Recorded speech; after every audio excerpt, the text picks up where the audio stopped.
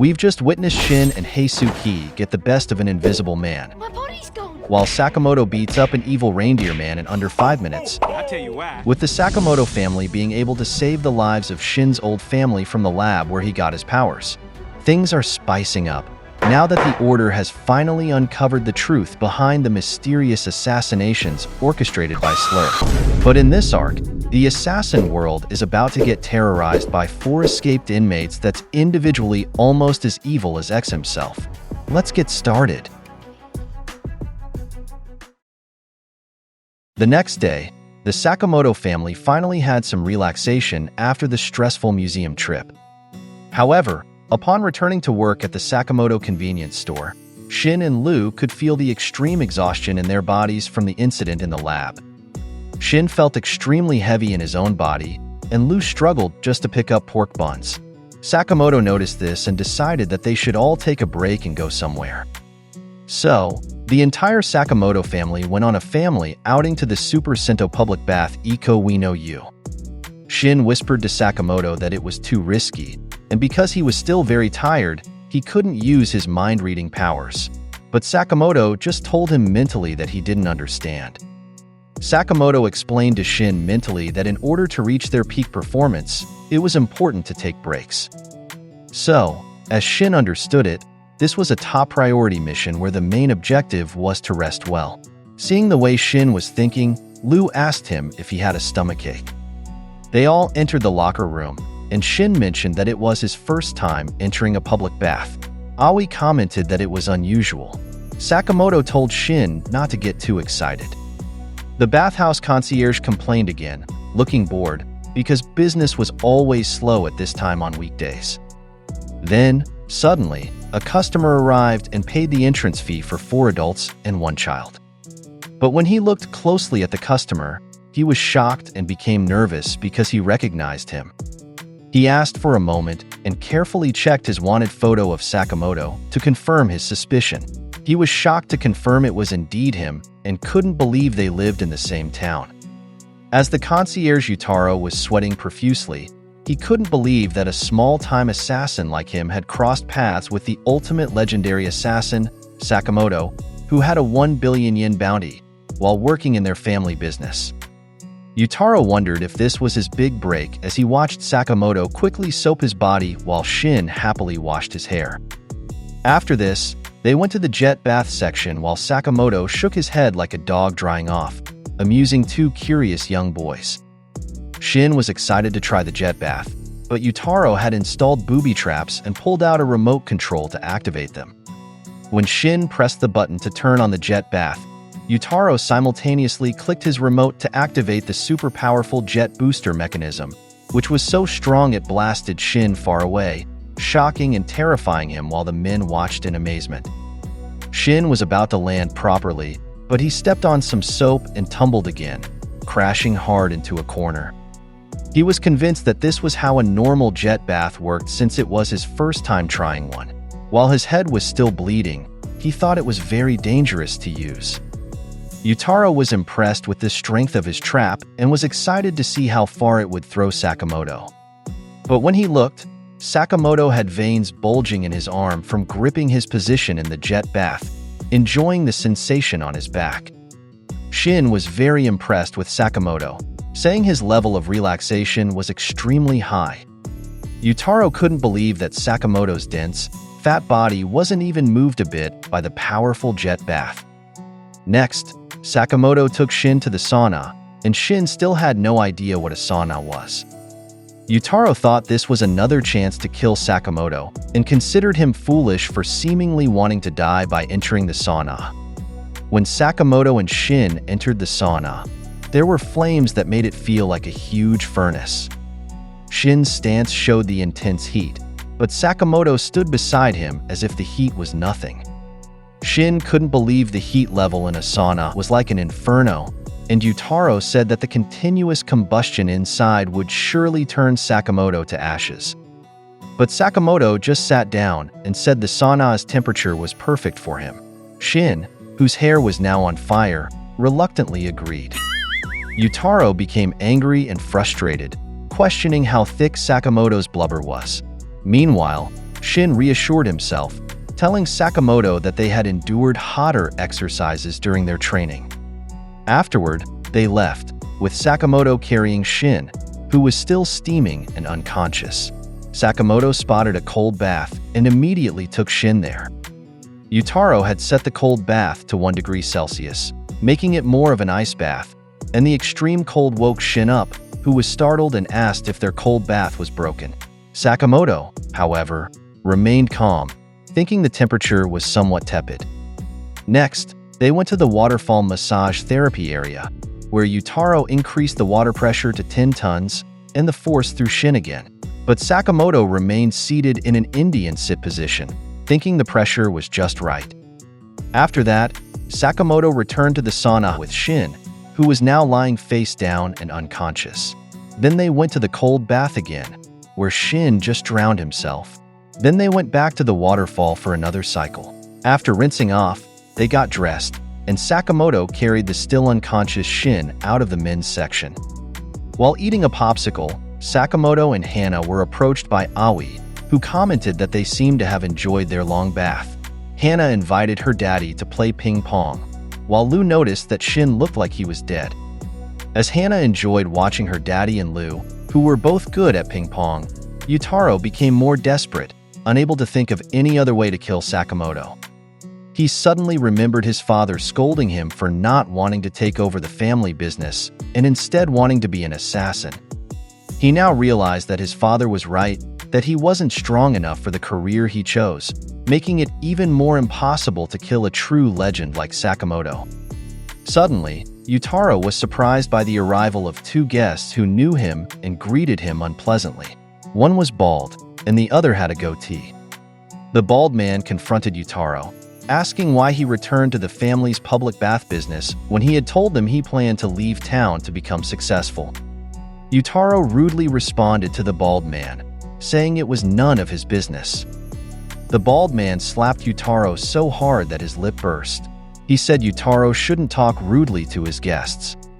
As Yutaro lay on the floor, the bald man and the man with the goatee belittled him, calling him a wimp and a coward, saying they had always known he would never amount to anything. Yutaro managed to get up, but the bald man insulted the bathhouse, calling it trash and saying it was fitting for someone like Yutaro to run it. Yutaro gathered his courage to fight back, telling them not to insult his father's bathhouse. But the two just said it was true that his bathhouse was trash. The two laughed at Yutaro, and Sakamoto overheard everything. While playing ping pong, Sakamoto suddenly hit the ping pong ball with such force that it flew into the bald man's face. It hit him like a powerful bullet, smashing his head into the ground, causing a crater on impact. Yutaro was surprised by what happened. The man with the goatee grabbed Yutaro's cheek and squeezed hard, thinking Yutaro was responsible for the bald man's fall. Meanwhile, Sakamoto finished his popsicle and quickly targeted Yutaro's abusive guest. Sakamoto threw the plastic popsicle stick with such precision that it hit the man with the goatee like a kunai or shuriken.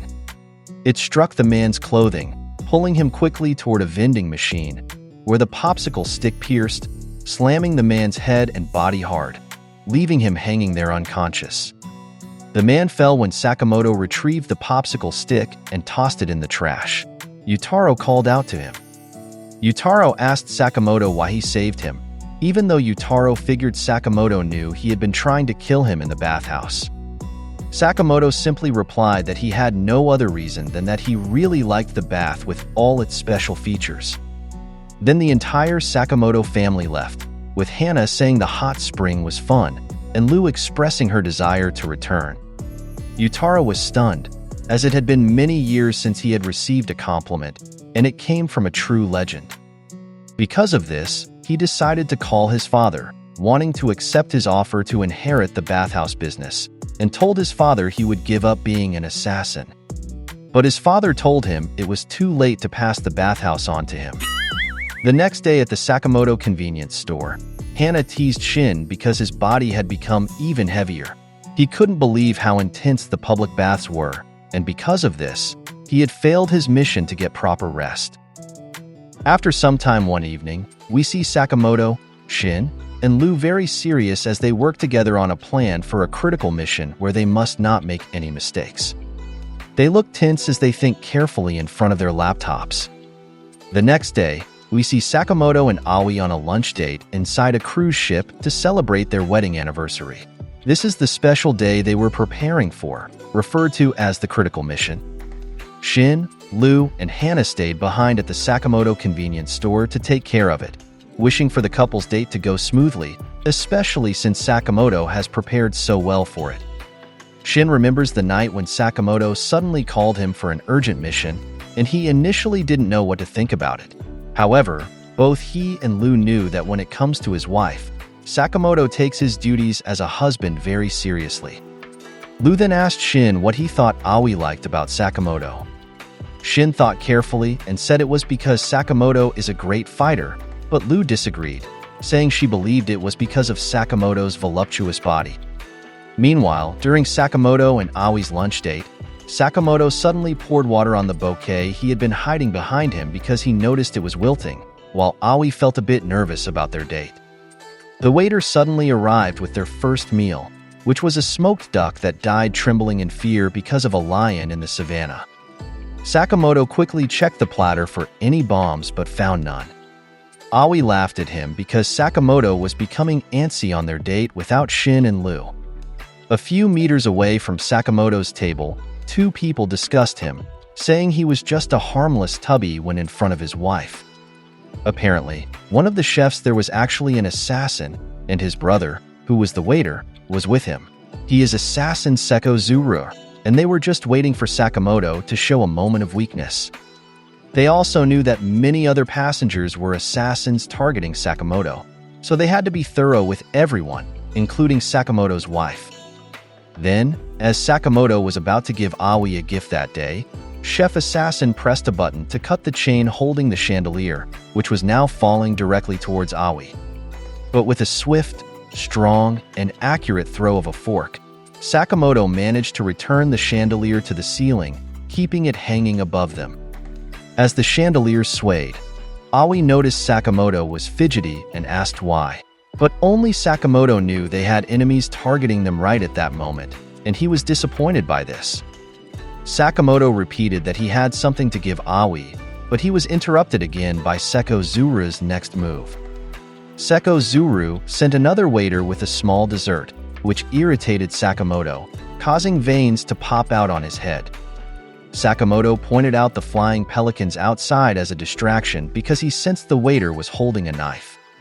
When Aoi looked at the window, the waiter attempted to stab Sakamoto multiple times, but Sakamoto blocked each attempt with a table knife. Sakamoto then rolled a fork in the waiter's long hair and threw him backward with such force that the waiter crashed into a table. Sakamoto distracted Aoi again by pointing out a leaping dolphin outside.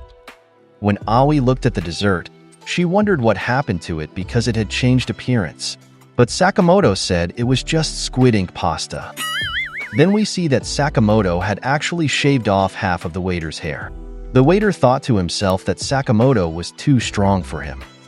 Seko Zuru realized that subtle, crafty tricks wouldn't work on Sakamoto, so he decided they should all kill him at once. Sakamoto tried again to give Aoi his special gift, but he was interrupted once more as Seko Zuru and his entire staff approached. Aoi asked Seko Zuru if she had done something wrong and if it was because she slurped her soup earlier. But Sakamoto told Aoi that it was the restaurant staff who were being rude to them. Seko Zuru suddenly pulled out his gun and aimed it at Sakamoto. Sakamoto quickly grabbed Aoi and kicked through a wall, smashing it while also kicking one of the enemy's men as he exited. The man flew far and fell into the sea. Seko Zuru and his men chased them, saying they had nowhere to run. Sakamoto then threw an anchor with a rope, which caught most of their pursuers, giving Sakamoto and Aoi time to climb to a higher floor. But some continued to chase them. Aoi suddenly asked Sakamoto why this always happened to them, and Sakamoto apologized. Sakamoto kept running, carrying Aoi while they were being shot at and chased by Seko Zuru's men. In the end, they were cornered at the back of the cruise ship. Sakamoto then spoke to Aoi, who was surprised and nervous when he said, up you go. He threw Aoi up with such force that she flew over the Akashi Kaikyo Bridge, screaming alongside the flying birds. From the bridge's perspective, she looked as small as a fly and seemed to fly over it. After a few seconds, she started falling back down to the exact spot where Sakamoto caught her. We see that Sakamoto had already finished beating up their pursuers, who were now unconscious. Still in shock, Aoi told Sakamoto he should have given her a warning, but Sakamoto thought his earlier, "up you go," was enough. Sakamoto quickly handed Aoi her gift before they were interrupted again. But Sakamoto's vision suddenly darkened, and his glasses cracked when he saw that the petals of his bouquet were all gone. Aoi asked Sakamoto with a pitying look if the flowers he bought were supposed to be a surprise for her. Sakamoto just sulked, wondering why this had happened. Sakamoto started to cry, and Aoi held him by the shoulder. Sakamoto's crying subsided a bit when he heard Aoi thank him for the lunch date and the flowers. But Aoi said she loved Sakamoto even without special gifts. Aoi asked if Sakamoto remembered when they first started dating, and Sakamoto cried tears of joy when she cooked him a simple rice omelet. Aoi said seeing Sakamoto enjoy the food she cooked made it taste even better for her. Whenever she saw the ordinary life in Sakamoto's eyes, it was always full of surprises. That's why Aoi truly loved their ordinary life together, even though their life wasn't really ordinary. Aoi added that being with Sakamoto made her feel like she was flying high in the sky, thinking that these experiences made them a special couple. Sakamoto suddenly offered to throw Aoi into the sky as many times as she wanted. Aoi declined, saying that wasn't her point. When the Sakamoto couple returned home, Shin and Lu immediately asked about their date. Aoi said the view from above was extraordinary. Shin then told Sakamoto he had sauce on his face, but Sakamoto remained silent, knowing it was actually blood from the enemy. Then Lu remembered that she and Shin wanted to know why Aoi loved Sakamoto, so she asked Aoi. Aoi answered that it was because Sakamoto was a fast runner, and she ran away quickly, prompting Lu and Shin to chase her. We then see that Aoi had placed the bouquet Sakamoto gave her in a vase, even though its petals had fallen off earlier. After some time, Lu saw a kitty and found it extremely cute, and she asked Shin if he preferred dogs or cats. It turns out that Shin is a dog person, but Sakamoto mentioned that no animals like him at all. Suddenly, Shin read Pisuki's mind and realized he thought he was at the bottom of the food chain compared to dogs and cats. So Shin comforted him by saying he also liked birds. Pisuki was pleased with this. Lu and Sakamoto watched this and realized for the first time that Shin could also read the minds of animals. Meanwhile, at the airport, a man who had just arrived in Japan expressed hope that their esteemed mistress was okay. He said he needed to find her and bring her back to their place immediately. This man was dressed in traditional Chinese clothes and was accompanied by several bodyguards. Meanwhile, at a local family restaurant where Sakamoto and his friends were eating, Lu challenged Shin to guess which of the two colas she was holding was the regular one because the other was Lu's special blend. Shin lost the game and was surprised by the intense flavor of the special blend, so he paid for Lu's meal this time. Shin was annoyed, saying that betting on the game was stupid. Lu replied that she really enjoyed being at a family restaurant because she hadn't been to many of them. Shin told Lu that as far as he knew, every country had such restaurants. Lu said she didn't know if her country had them because, since childhood, they had always been cooked for by their own chefs. Shin was impressed, remembering that Lu was the only child of her triad family. Remembering Lu's past, Shin asked if she planned to meet her old friends one of these days. At this point, we see that a man dressed in traditional Chinese clothes with bodyguards had also entered the restaurant. Lu answered Shin's question, saying she preferred to stay here because it was more fun and relaxed, and she never really liked being part of the triad. Meanwhile, Sakamoto was just choosing a dessert from the menu. Afterward, the three agreed that once you experienced a peaceful life, you would never want to return to your old life. Shin also realized that they needed to get back to work now. But before Sakamoto could finish eating, the man sitting behind them suddenly spoke in Chinese and said, "I found you." Immediately, someone stood next to Shin and pointed a gun at him. The man behind Sakamoto also pulled out a gun and pressed it to his head, saying, "Please die." The man shot Sakamoto in the head, but to his surprise, Sakamoto caught the bullet with the fork he was using to eat his noodles. Shin quickly grabbed the gun pointed at him and elbowed the gangster in the face. Simultaneously, Sakamoto grabbed the Chinese man's clothes and pulled him forcefully towards their dining table. Just then, a waitress arrived at their table and asked for their order because the Chinese man's body had hit the order bell, causing it to ring. Lu was shocked as Sakamoto casually ordered a melon soda, while the Chinese man sighed deeply. He said Sakamoto was too old for a melon soda. Someone like him, who looked like a pig, should have a more refined taste. Shin and Lu were angered by his words. Suddenly, Lu recognized the man and asked if he was Wu-Tong. Sakamoto and Shin calmly watched Wu-Tong rise, noodles still stuck to his head. Wu-Tong then called Lu mistress and said, "Long time no see." Lu was shocked, unable to believe that Wu-Tong was still alive. Sakamoto asked if Wu-Tong was Lu's brother, but Lu explained that he was just a member of the triad. Shin was annoyed that Wu-Tong was ignoring him. Wu-Tong then spoke to Lu, saying that since her father's death, the Lu family had become chaotic, and he wanted her to return as their leader.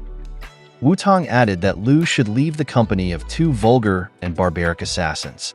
Shin was enraged by this comment. Lu approached Wu-Tong's face and refused. She told Wu-Tong to find someone else to be their leader. Suddenly, a massive amount of blood gushed from Wu-Tong's nose, splattering onto Lu. A bodyguard worriedly approached Wu-Tong, but this only happened because Wu-Tong found Lu overwhelmingly cute when she got close to him earlier. Shin tried to calm Lu, who was crying while wiping the blood off her face. Lu said she didn't understand why Wu-Tong had always followed her around since they were kids, like a creepy pervert. Wu-Tong was happy to hear this, thinking that Lu had noticed him for a long time. Shin read his mind and thought he was crazy. Lu declared that she was done with the triad and was now just a regular employee of Sakamoto. Wu-Tong took this to mean that Sakamoto was the obstacle preventing them from bringing Lu back to the triad. Shin and Sakamoto stood their ground, ready to fight. Suddenly, Wu-Tong was far away, saying he wasn't stupid enough to fight an assassin without weapons. He proposed a triad-style battle where the prize would be Lu. Sakamoto and Shin didn't like Wu-Tong's proposal, preferring to crush him and his associates right away. But Wu-Tong said it was a great opportunity for them because if they won, he would give them information about the person who placed the bounty on Sakamoto's head. Shin and Sakamoto were surprised and asked how Wu-Tong knew this. Wu-Tong replied that they shouldn't underestimate the triad's intelligence network. Sakamoto thought about it, but ultimately refused Wu-Tong's proposal because he didn't want to give Lu back to the triad. Shin said they would find the information on their own. Wu-Tong was speechless, not expecting this response from Sakamoto. As Shin and Sakamoto started to leave, Lu suddenly told Wu-Tong she accepted the proposal. Shin was angry, saying that if they lost, Lu would have to return to China. But Lu said she knew that and, being part of the Sakamoto family now, she could put her own skin on the line for her boss. Wu-Tong told her to come with him, thinking about the erotic image of Lu talking about her own skin on the line. Wu-Tong took Sakamoto and his team to a 4-story building that looked like a factory. Shin asked if Wu-Tong had brought them to a sports arena, and Lu mentioned she was good at badminton. Wu-Tong just yelled at them. Wu-Tong provided them with outfits because their uniforms would look out of place where they were going. Afterward, Shin and Sakamoto, now dressed in proper suits, continued to their destination. They were surprised to find that Wu-Tong had brought them to an underground casino where many wealthy underworld members were gambling. Wu-Tong said the contest was simple. Whoever won the most money within the allotted time would win. The Sakamoto team thought they had an advantage, as Shin could read minds, even if no physical strength was needed to win. This seemed like a good idea, making Lu happy, but when she learned that Shin and Sakamoto didn't know how to gamble, she became worried and anxious. Despite not being a strong fighter, Wu-Tong was incredibly sharp. According to Lu, Wu-Tong was an anomaly of anomalies, having risen to the upper echelons of the triad using only his brains.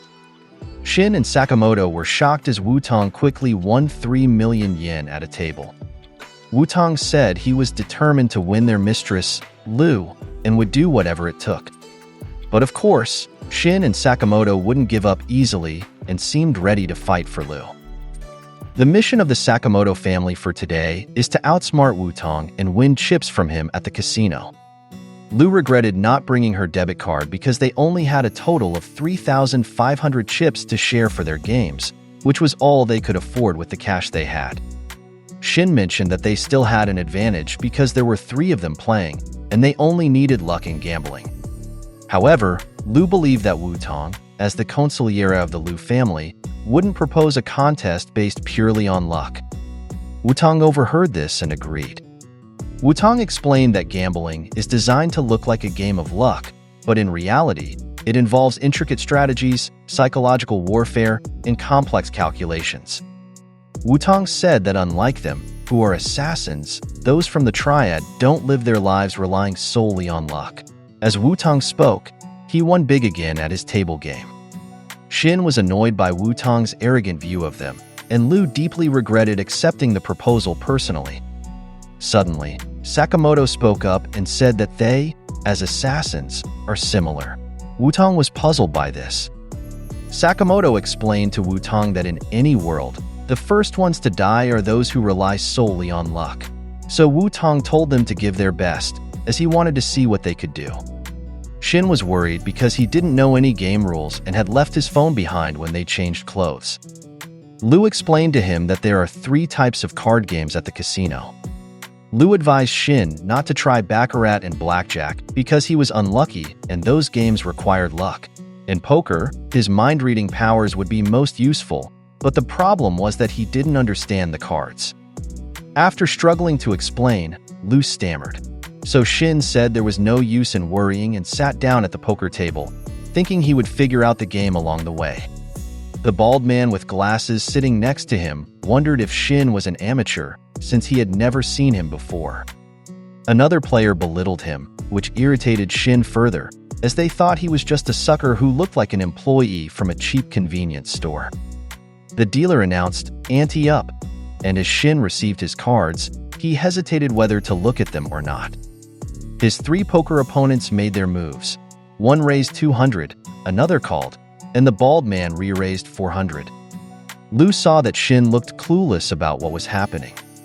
She approached him, placed her hand on his shoulder, and asked if he had learned to play, but Shin told her to be quiet because he was embarrassed. The bald man thought his suspicion about Shin was correct. Lu got angry and tried to grab Shin's cards to play instead.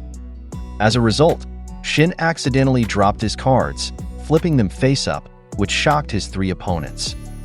Shin read their minds and realized they were scared of his hand because he had an ace and a king.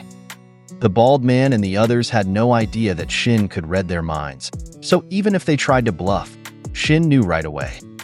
Shin suddenly announced that he wasn't falling for any bluffs and went all in, terrifying his opponents. Shin won a total of 2,200 chips and jokingly told the dealer to deal their cards face up next round so they could play faster. His irritated opponents wondered who he was. Meanwhile, at the roulette table, Sakamoto was about to play. One of the players was immediately shocked to see Sakamoto, who had just arrived, go all in on red. Then, Sakamoto retrieved 1 chip, seemingly planning to use it for something else. The dealer started spinning the roulette, feeling sorry for Sakamoto because he knew Sakamoto was the person Wu-Tong had warned him about earlier. The dealer planned to control the game using magnets to ensure Sakamoto's loss. But before the marble could fall on number 35, Sakamoto quickly flicked his chip to hit the top part of the roulette table. The impact caused the roulette to spin a bit more, making the marble land on number 41. Sakamoto won 3,000 chips, and the people around praised him as a high roller, while the dealer couldn't believe he failed to control the game. Wu-Tong's men approached him, fearing they might lose due to the trick Sakamoto and Shin were playing. But Wu-Tong said it was okay and let them be, as he had anticipated this. Wu-Tang continued playing at the blackjack table, analyzing the possibilities like a human calculator using data from counting cards. He achieved another blackjack with his high-level technique and vowed to himself to do whatever it takes to win. This led him to a flashback where he was being bullied and beaten by other children in the Liu family who were angry because he wasn't physically strong like them and irritated because Wu-Tang thought he could rise through the ranks using only his intelligence. But Liu arrived, kicking the bullies in the face, causing them to run away.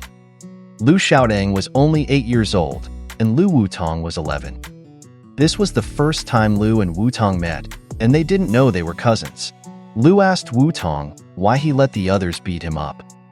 Wu-Tang replied that fighting back wasn't only about physical strength. He preferred letting them beat him badly so the organization would punish them. However, Wu-Tang realized this was a cowardly excuse. He was surprised when Liu told him he was smart. Wu-Tang responded that it wasn't beneficial to him. Liu told Wu-Tang that her father said everyone has their strengths, and for Wu-Tang, it was his brains. Wu-Tang remembered that this was the first time someone had praised him. Since then, Wu-Tang continued to climb the ranks, dreaming of standing beside Liu someday. After a few years, he was considered to be the brains of the organization. While playing blackjack, Wu-Tang said he owed a lot to the entire Liu family, so he would eliminate anything threatening Liu's well-being. After a while, their timers ended, and they had tied with an equal number of 87,630 chips. Liu was happy because they didn't lose, and Sakamoto said they wanted to go home. But Wu-Tang stopped them, saying they needed to play one more round of poker for the tiebreaker. Sakamoto said he had never learned to play poker. Wu-Tang, irritated, asked what game they knew, and Liu suggested one. They ended up playing Old Maid. To make the game fair, Wu-Tang added 2 more players from his men. The game was simple. Whoever held the Old Maid at the end would lose. Shin was happy because their game was now simple, and Sakamoto said he often played it with his family. Liu said she was excited to play. Wu-Tang, however, was irritated because he felt they were ruining the moment. Shin became very confident as they started playing because it was easy for him to win by reading the minds of their opponents. The players glanced at each other, and Liu suddenly started sobbing while looking at her deck of cards. Shin and Sakamoto were surprised because it was obvious that Liu had the Old Maid. Wu-Tang had the first turn and drew a card from Liu's hand. He said he would take the game seriously even though Liu was his opponent, but every time Wu-Tang picked a card that wasn't the Old Maid, Liu would cry and move her cards. And when he was about to draw the Old Maid, Liu would be happy. In the end, Wu-Tang drew the Old Maid to stop Liu from crying. Shin and Sakamoto couldn't believe what happened. Now it was Shin's turn to draw from Wu-Tang's hand. While Shin was confidently choosing which card to draw, Wu-Tang suddenly asked him if he could read minds. Wu-Tang then explained that a person has 3 levels of consciousness: the conscious, the semi-conscious, and the subconscious. He asked Shin how deep he could read. Shin, Sakamoto, and Liu were shocked, and Wu-Tang told Shin to draw a card so he could test his intuition. But Shin became even more nervous because he wasn't sure if Wu-Tang was bluffing. When Shin tried to draw a card and read Wu-Tang's mind, he was overwhelmed by the simultaneous calculations happening in Wu-Tang's mind. Shin's brain short-circuited due to information overload, comparable to looking at a magnifying glass pointed directly at the sun. Because of this, Wu-Tang realized his suspicion was correct. Shin could only read minds that verbalized thoughts inside the brain and couldn't understand Wu-Tang's sophisticated internal monologue. Shin was out, leaving only 5 players remaining. One of Wu-Tang's players hurried Sakamoto and called him Porky.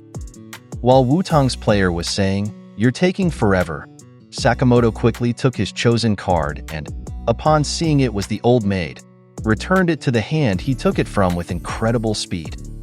Liu was shocked by what she saw, but it happened so fast she wasn't sure if she had seen it correctly. Wu-Tang then warned Sakamoto, saying he didn't know what he did, but if he caught him cheating again, he would disqualify him. Sakamoto was nervous. After a while, the 4th round of drawing cards ended, and it was time for the 5th round. Now, Only 2 players remained, Sakamoto and Wu-Tang. Wu-Tang praised Sakamoto for having a good poker face, but said it wasn't enough because he could tell where Sakamoto's eyes lingered longer on the card he wanted to hide. Wu-Tang said this while pointing to the old maid in Sakamoto's hand. Sakamoto then told Wu-Tang to draw a card. Of course, Wu-Tang's intuition was correct, and the card he chose was the one next to the old maid, the Ace of Hearts.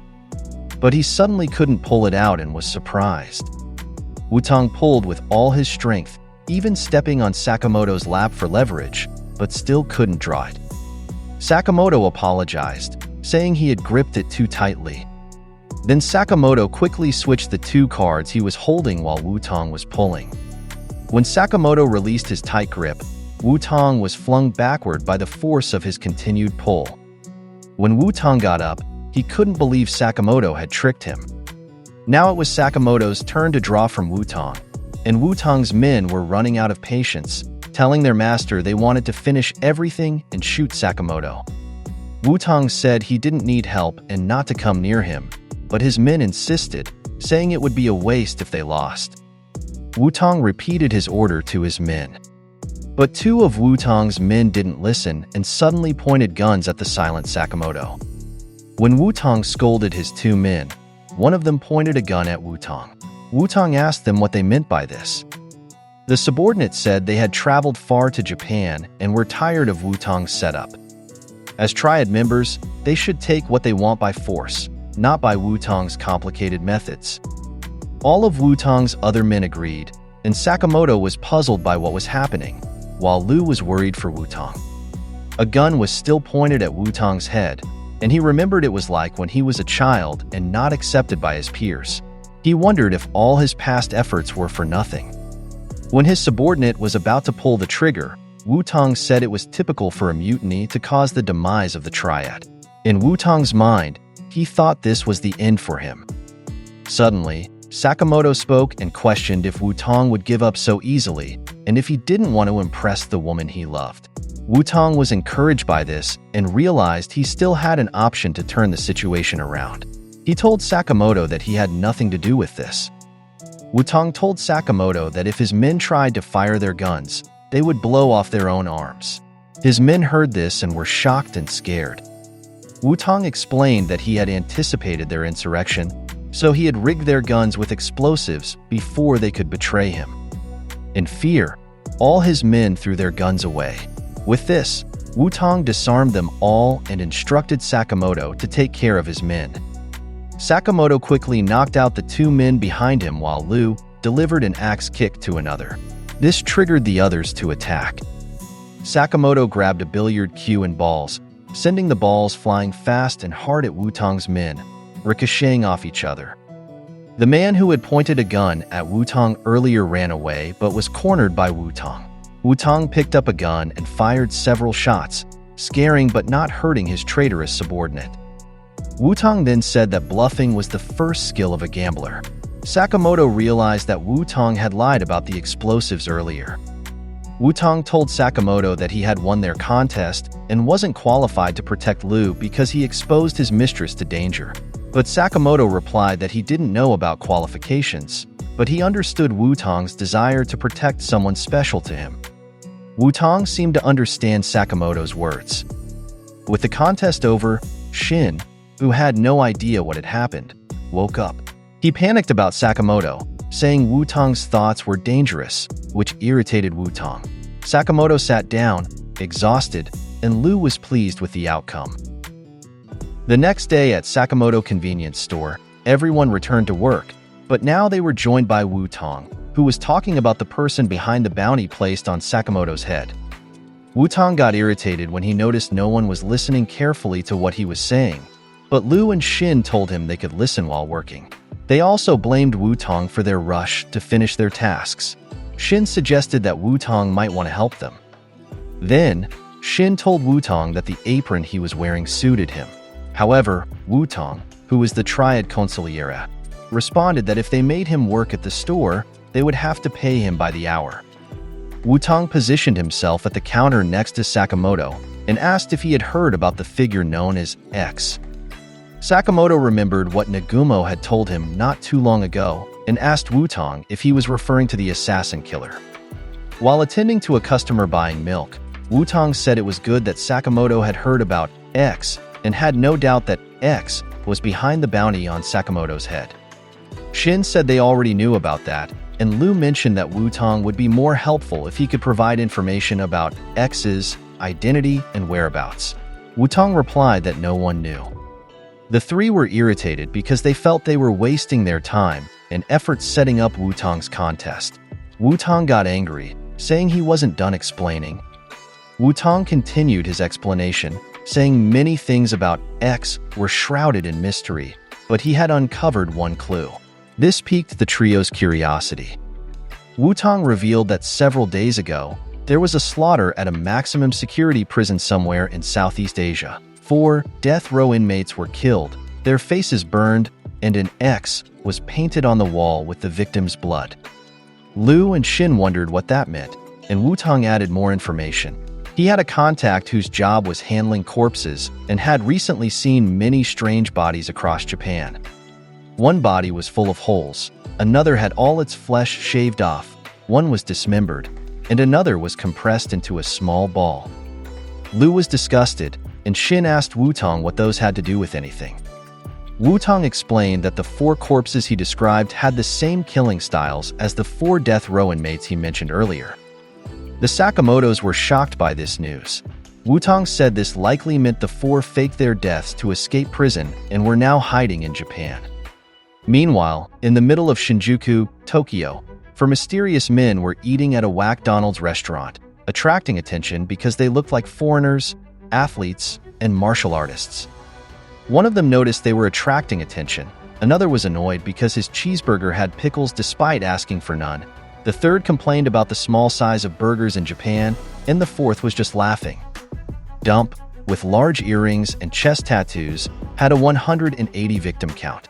Saw, who loved Japanese manga, had a 64 victim count. Apart, the gloomy inmate, had a 206 victim count. Minimalist, with a nose ring, face tattoos, and dreadlocks, had a 370 victim count. Dump had no idea what they should do, but Saw told him to be patient, while Apart removed the pickles from his cheeseburger, saying he didn't like them. Dump got irritated with Apart for examining his burger, saying there might be other unwanted things in it since they didn't follow his request. After reassembling his cheeseburger, Minimalist suddenly grabbed it, squeezed it into a small marble, and ate it in front of Apart, saying everything was the same when crushed. Apart was depressed by what Minimalist did to his Big Mac and said he just wanted to die. Saw offered him some fries, but Apart refused, saying he didn't know what was in them. Soon, the person they were waiting for arrived, and Dump immediately asked if he was the weirdo who freed them. It turned out that Kashima was the one who called the 4 inmates to meet him there. He gave the 4 inmates a list of targets he wanted them to kill. Dump asked who these people were, and Kashima said they were considered menaces to their organization. Minimalist said he didn't care who was on the list as long as he could do what he wanted, while Apart noted that the targets seemed strong and might cut him into many pieces. Dump commented on the ugliness of their targets, and Saw laughed, saying he had heard that Japanese people were very serious.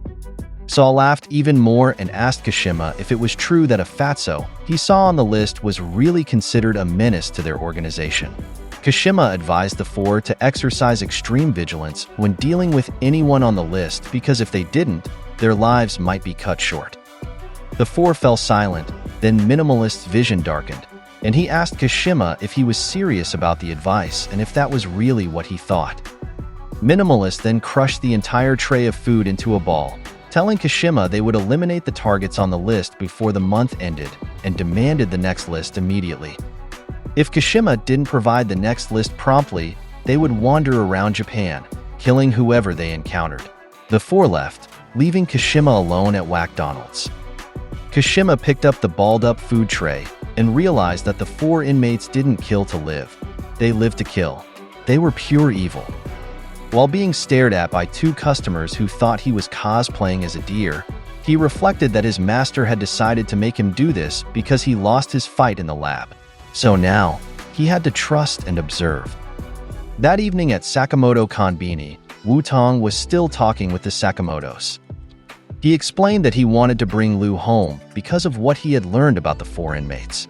He advised the 3 to leave and hide immediately. However, Sakamoto thought they should contact the 4 to get information about X from them. Shin agreed. Wu-Tang was puzzled by what Sakamoto and Shin discussed. Shin thought they should also contact the JAA, and Lu decided to contact Heisuki. Wu-Tang panicked in fear and confusion, not understanding why they weren't afraid of the 4 deranged killers who were extremely dangerous. But Sakamoto simply told him that if they were truly that dangerous, all the more he shouldn't just let them roam free. Wu-Tang understood what Sakamoto said, so he entrusted Lu to him and left to continue his investigation of Slur, also known as X. Lu couldn't believe how quickly Wu-Tang had left the next day, only giving them a warning to be careful of the 4 death row inmates. So, the first thing Sakamoto did that morning was to visit the rental video store again to gather information about the death row inmates. Upon entering, they were greeted and asked what information they were looking for. Sakamoto immediately gave his answer. The man told them to find it in the psycho-horror section and led the 3 of them there.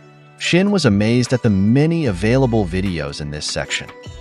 Soon, Shin and Lu were holding several videotapes to watch, and Lu was nervous because almost all of them were rated R. Sakamoto sweated as he paid for the rentals with his credit card, while Shin said they should watch as many as they could. Lu just asked if she could close her eyes during the scary parts. Meanwhile, at a certain assassin agency, several bodies were sprawled lifelessly in a bloody hallway. Here, an assassin, seated in fear, was crawling backward away from Dump. Suddenly, Dump approached the assassin, gave him a hug, and called him adorable. Then, long pointed blades pierced through the assassin's torso as Dump said, "I love you." Dump watched his victim bleed out on the floor and suddenly noticed something. He asked the corpse if he was really this ugly because he thought he was cute a moment ago. Dump then remarked that people always look their cutest when they're terrified of dying. Dump left, saying he just couldn't resist killing his victims when they were most scared of him. His current tally was 3 targets killed from the list. Meanwhile, elsewhere that night, an assassin living in a compound had just finished preparing for his assassination assignment for the next day. Suddenly, someone entered his room, and he immediately pointed a gun at them, asking who they were. He was shocked to see that the barrel of his pistol had already been split in half.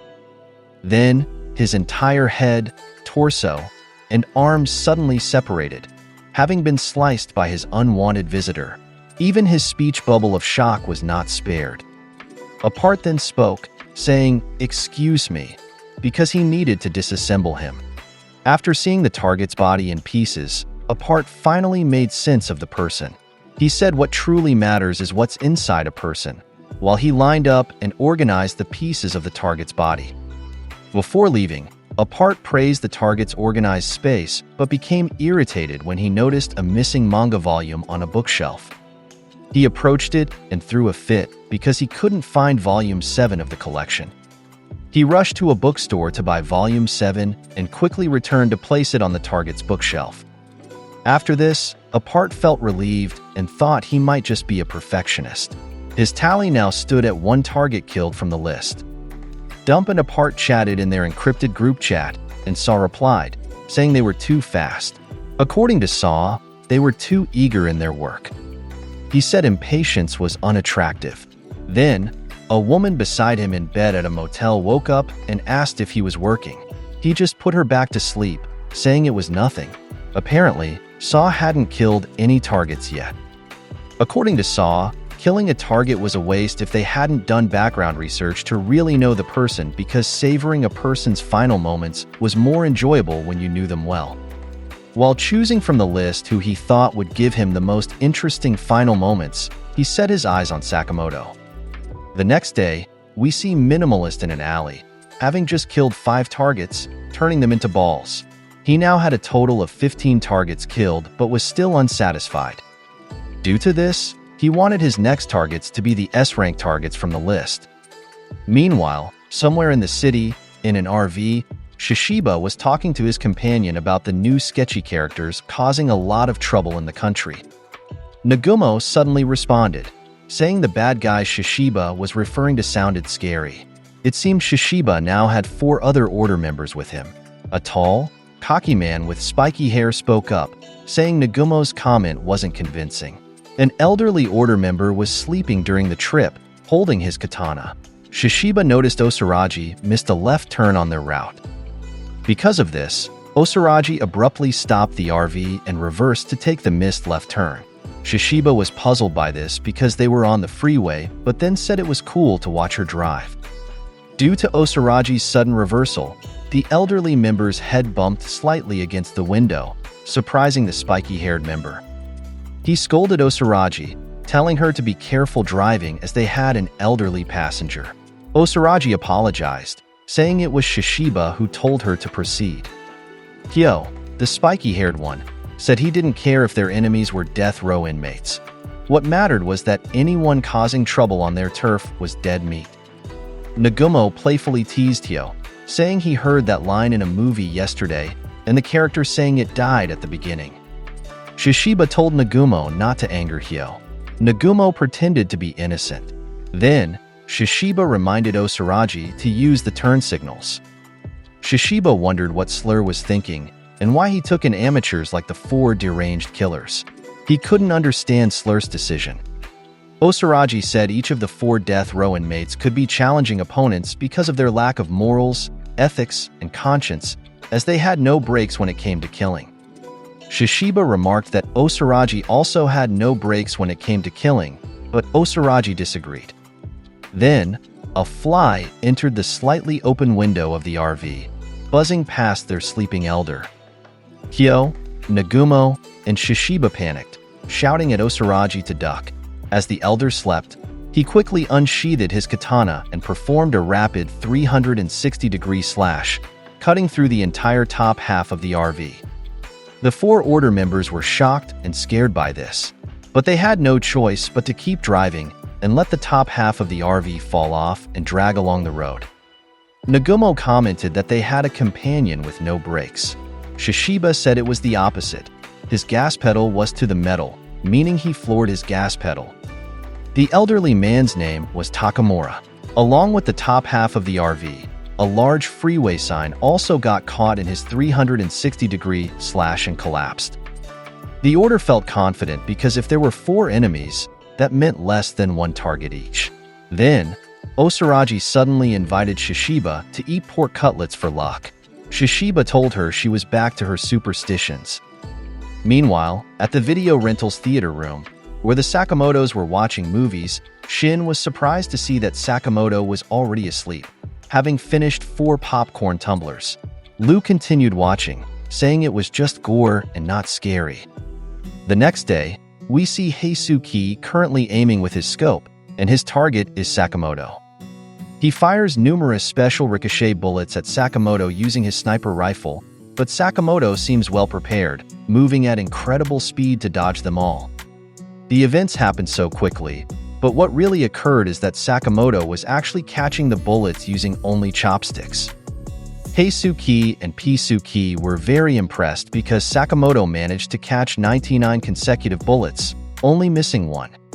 Heisuke expressed joy during their training because he felt what it was like to have a friend. Sakamoto then asked for another round since there were no people around them.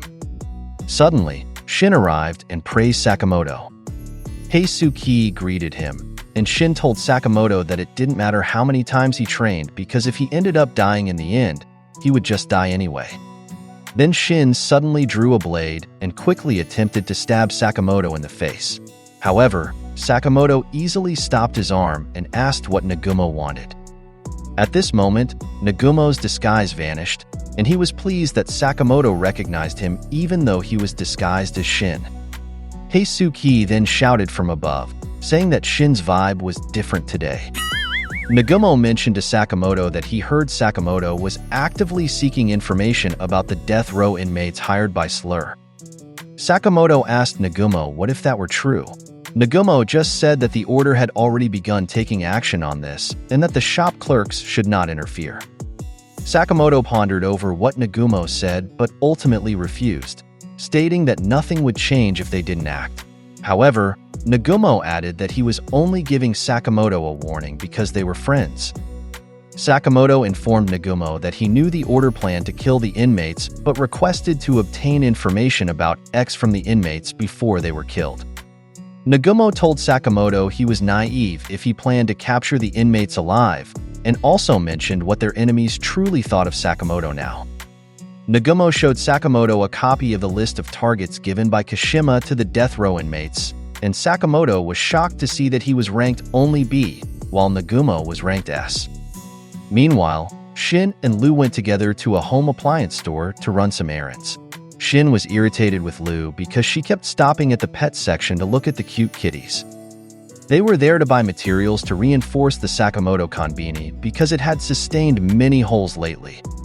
Lu asked Shin why he was in a hurry, and Shin said they couldn't relax because there were currently serial killers at large, as they saw last time at the video rentals.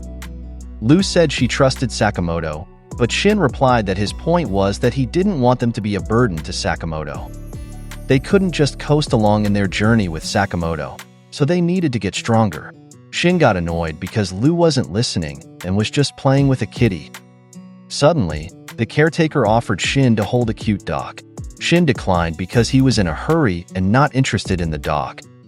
However, he couldn't resist when the cute dogs approached him, so he ended up playing with them while Lu got irritated because Shin got sidetracked. Then the dogs suddenly sensed danger and became angry. The snake and bird in the pet section also sensed something, and soon all the animals started making noise. Then a foreigner in a checkered shirt suddenly laughed behind Shin and said that the pet animals were stupid. He explained that when you see a dangerous enemy, you shouldn't bark but run. Lu and Shin asked who he was. He said he was ex-military and had witnessed many fighters dying like flies. He thought their lives were wasted because their last moments weren't dramatic, which made him dedicated to giving his victims beautiful endings. It was now obvious that he was Saw. Shin was shocked when Saw mentioned that he wanted to kill Sakamoto's entire family and all his friends before killing him. Then Saw suddenly struck Shin on the right side with a large axe, sending him crashing into the wall. Saw said he didn't want to waste time on side characters because the audience would quickly get bored with them. The store's staff and customers ran out, and when the smoke cleared, a pipe came flying towards Saw, which he managed to block. Lu and Shin realized their opponent was one of the serial killers. Saw was surprised, thinking he had already split Shin in half. Saw was impressed with Shin and praised him for using a crowbar to block his axe earlier. Shin was shocked that Saw knew his name. Saw told Shin and Lu that their names were on his kill list, with Lu ranked as C and Shin as D. Shin couldn't believe what he heard from Saw. Shin turned pale upon learning that Lu's rank was higher than his. Saw said there was still one rank lower than D. Shin was depressed, saying that Lu was just a drunkard, which made Lu angry. Shin became more enraged when Saw told him not to take the rankings seriously because they didn't matter once he was dead. Suddenly, Shin stood up and charged at Saw, ready to cut him in half. But before Saw could swing his axe, Shin placed 2 fingers on his forehead and suddenly vanished, replaced by a sack of dog food. Saw was surprised. Then Shin suddenly kicked Saw directly in the face. Shin told Saw he would leave him half dead, then he'll make him reassess his rank. Lu was puzzled because Shin was so serious about the rankings. Saw was delighted with Shin and began to enjoy the fight. Saw calmly lit another cigarette while Shin warned Lu not to let her guard down, as Saw was a psycho who killed for pleasure. Saw was hurt by Shin's description of him as a serial killer. Lu stated that Saw had indeed killed many people, but Saw said that all those he killed should be grateful to him. Saw mentioned how interesting it always feels when there are dramatic or moving death scenes in movies or manga. As Saw tied the handle of his axe, he explained that it was the same for people who were sad when their lives were boring, so he gifted those he killed with beautiful endings. While Saw spoke, Shin suddenly attempted to use his new technique. However, Shin froze when he suddenly read Saw's mind, filled with evil and dark murderous intent. Saw threw his tied axe upwards and then pulled it down with great force. Shin dodged it, but it managed to destroy and split the entire ceiling and the wall behind Shin. It seemed Lu also evaded safely, but the axe quickly returned to Saw's hand, ready for another attack. Lu and Shin immediately ran upon seeing this, and Saw twirled his axe in the air like a rope dart or javelin before launching it directly at them. They ducked while running to avoid it. Lu asked Shin if he couldn't read Saw's mind to know the trajectory of his axe, but Shin replied that Saw's mind was only filled with evil, murderous thoughts. Shin and Lu looked for things in the store they could use as weapons. But suddenly, Saw's axe flew above them and got stuck in a signboard. The signboard changed its trajectory, and when Saw pulled, the axe swiftly flew towards Lu and Shin, who tried to dodge again. However, it still hit Shin, wounding his back deeply. As Shin lay unable to get up, Saw approached him and asked if he noticed how clear his mind was now. Saw added that whenever he met someone really stupid, his mind filled with thoughts of killing. Suddenly, Saw noticed that his right leg had been pierced by numerous objects. They came from a nail gun fired by Lu. Saw laughed at this and then looked behind him when he heard a blowtorch. But he had no time to escape as he was quickly surrounded by flames from Shin's blowtorch. However, this still wasn't enough to bring Saw down, and he continued to laugh. Saw calmly told the two that the more they struggled, the more interesting their endings became. Shin grew nervous because Saw wasn't fazed at all and was much tougher than a normal person. Saw threw his axe again, but this time his target was the nail gun's generator behind Lu. It exploded upon impact, but fortunately, Lu managed to push Shin away from the blast. While Saw was drenched in ethanol to clean his wounds, we see Lu unconscious from saving Shin. Shin blamed himself and wished he were stronger. He panicked because he didn't want Lu to die. Meanwhile, at Sakamoto Konbini, Sakamoto wondered why Lu and Shin hadn't returned yet. Heisuke assured him that they were fine. Heisuke asked Sakamoto if Shin was a really good assassin when they worked together. Sakamoto said he had potential. But while drinking a juice box, Sakamoto mentioned that Shin hadn't yet experienced many truly deadly situations. Hence, his true best hadn't been revealed yet. Heisuke thought he was in the same situation as Shin and could still improve. But Sakamoto said Heisuke's case was different. Back to the fight, Saw told Shin, who was now almost unconscious, that he was disappointing. He asked if Shin had anything left to offer, like wetting his pants or crying. Saw added that although Shin was talented, it was useless because he was stupid. Saw wanted to know what Shin was thinking now that he was close to dying. He told Shin to savor the moment.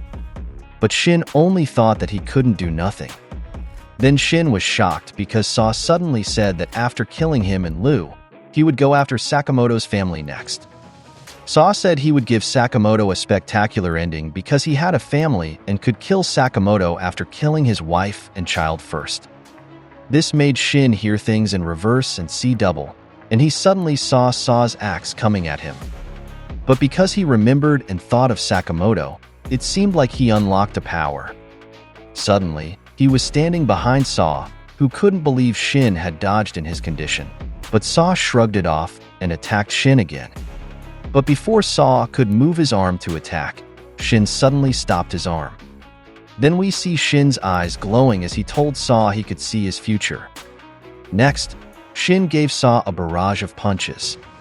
It seems that the new power Shin unlocked, an extension of his clairvoyance, was foresight. Shin's aura had changed, and this puzzled Saw.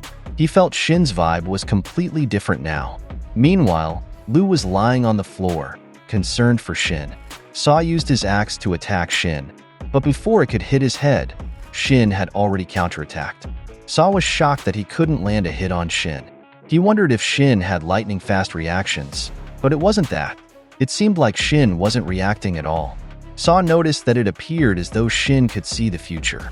Before Saw could even attack, Shin already knew his next move. This was explained as the motor readiness potential. Shin became curious about this when he talked to Wutong. Irritated that Shin had no idea about it, Wutong explained it as he would to a monkey. When a person consciously decides to move their body, the brain has already predetermined that action. This is called the motor readiness potential. Shin didn't quite understand it, and Sakamoto asked if it meant subconsciously. Wutong confirmed it. Lu clarified that if she decided to punch, it meant she had already imagined it in her mind. In other words, milliseconds before deciding to punch, a person's subconscious had already made that decision. Wutong called Lu a genius for her analysis. Sakamoto added that the difference of tenths of a second could mean life or death. Wutong agreed, saying that if Shin could read the motor readiness potential, like Saw's axe swing, then no one could keep up with him. After dodging Saw's attack, Shin managed to knock him down, breaking the floor with the impact. Shin thanked Saw, saying that because of him, he was able to block out his screaming thoughts and discover a way to dive deeper. Shin declared that he wouldn't let Saw hurt the people he cared about, and that it was time to end the fight. He charged at Saw, but suddenly felt unwell. He thought he might have overexerted himself since the skill was new to him. This gave Saw the chance to catch him with a rope, tying him up and frustrating Shin. Just then, Lu arrived to help. She grabbed Saw's face and threw him into a shelf, accusing him of causing commotion in her turf. Lu's hair was down, and her appearance changed as she declared that anyone who threatened her family would die. Shin was shocked and wondered who she was. Even Saw couldn't believe it. He questioned what had happened to her. On the floor, there was a bottle of ethanol. Shin picked it up and smelled it, realizing Lu had drunk it to activate her drunken fist style. He recalled the different drunken states of Lu and realized she was completely different now. Saw found them confusing and questioned what was happening and why they were changing so suddenly. Lu looked at him and asked if he really thought he could take on the triad. Shin pondered her words and concluded that Lu was now in her drunken triad mode. She warned him to stay away, or he might get hurt. Saw threw his rope at Lu, but she didn't dodge it. Instead, she caught it and pulled. Lu moved so quickly that Saw couldn't keep track of her. She suddenly appeared behind him and delivered a powerful knee to his head. The attack clearly hurt Saw. Not satisfied, Lu grabbed his hair and threw him to the ground. Next, Lu declared she would cut off one of Saw's fingers for each of his victims. Saw struggled and called her a crazy cow. Lu suddenly jabbed the shovel into Saw's arm, asking who gave him permission to speak. Saw screamed in pain and pleaded that he wouldn't bother them anymore. Lu didn't accept his plea. She asked if he had felt sorry for his past victims. Covered in blood, Saw panicked and started running away, knowing he would die there and disliking that ending. Lu chased after him, throwing tools at him as he fled. Saw thought that bad endings were only fun when they happened to others. Lu poured something on Saw's face, heightening his fear of death. He wanted to live so he could kill more people. Suddenly, Shin appeared, carrying a ladder to strike Saw. He said he heard Saw's thoughts and declared that it was over for him. Shin and Lu attacked Saw together, knocking him to the ground. The most important thing, they said, is not how you die but how you live. Thanks to their teamwork, they defeated the serial killer, Saw. Due to the intense battle, the store was a complete mess. Exhausted, Shin and Lu fell asleep on the floor. Meanwhile, Saw managed to escape and emerged from the home improvement store, his face battered and bruised. He muttered that he wasn't done yet and still had many people to kill. Spotting a taxi, he flagged it down. The driver was shocked by his appearance. Saw demanded to be taken to the airport. The driver replied that he already had a passenger. Saw threatened him, saying, "Shut up, or I'll kill you. We can all go." The driver reluctantly agreed, and Saw got in and even buckled his seatbelt. Saw thought to himself that he first needed to find some money and lie low for a while. The passenger in the back spoke up, noting that Saw seemed to be in a hurry. Saw agreed and apologized, saying his stop will have to wait. The passenger laughed and said, "No worries." It was Hyo, an order member. Hyo mentioned that he had just arrived at his stop. Suddenly, he punched Saw in the face, and blood splattered inside the taxi. After that, Hyo got out of the taxi. Back in the store, Shin woke Lu up. As she sat up, she asked what was going on. Shin was worried because Saw had escaped while they were sleeping. They needed to find him. Shin tried to use his ability but struggled. Lu asked him what the problem was and if his head hurt. Shin wondered if it was an after effect of using his new power. He was frustrated that it was happening now. Suddenly, someone approached and said that Saw was dead. Shin was shocked by what he heard and by the people who arrived. One of them remarked that people like Saw, running amok in public, had no consideration for them. Floaters. Floaters are the incident cleanup troop of the JAA. Lu was puzzled, but Shin explained that the floaters handle incident cleanups for the JAA. When assassins cause a scene in public places, the floaters restore the area to its original state. The leader of the floaters ordered his team to start working. While some of the floaters were irritated by her bossiness, Lu noticed their crude behavior, and Shin explained that they were part-time workers for the JCC, the School for Assassins. Speaking of crude, Shin confronted Lu, saying that drinking pure ethanol could kill her. Lu laughed and told him not to worry. She said he should meet her grandfather, who drank alcohol lamp fuel when he ran out of sake and enjoyed it. Shin was surprised and wondered what kind of family they had. Lu suddenly remembered their purpose for going to the store. Shin was concerned and said they needed to get back to the store. Meanwhile, at a shrine, two people were discussing the serial killers, mentioning that one of them had already died. One of them wondered what would happen if all the killers died before they reached them. Shishiba replied, asking what the point of her superstitious rituals was. Osaraji mentioned him wanting to eat pork cutlets, but Shishiba denied it. He then told her to take her time eating. Suddenly, Nagumo called. Nagumo was already zeroing on the target. He asked if they were too full to move, and said they didn't have to come if they didn't feel like it. Shishiba ended the call, saying that it seemed Nagumo didn't need them. Osaraji suggested they eat first, and then go look for the other serial killers. Shishiba reminded her that eating quickly was bad manners. Osaraji immediately put down the bowl, saying he can have the rest, surprising Shishiba. He advised her to take it easy, as those in a hurry are the first to die. Osaraji agreed and then immediately left. While eating alone, Shishiba remarked that Osaraji was too stubborn. He also mentioned that he couldn't eat 2 bowls of pork cutlet because he was already full.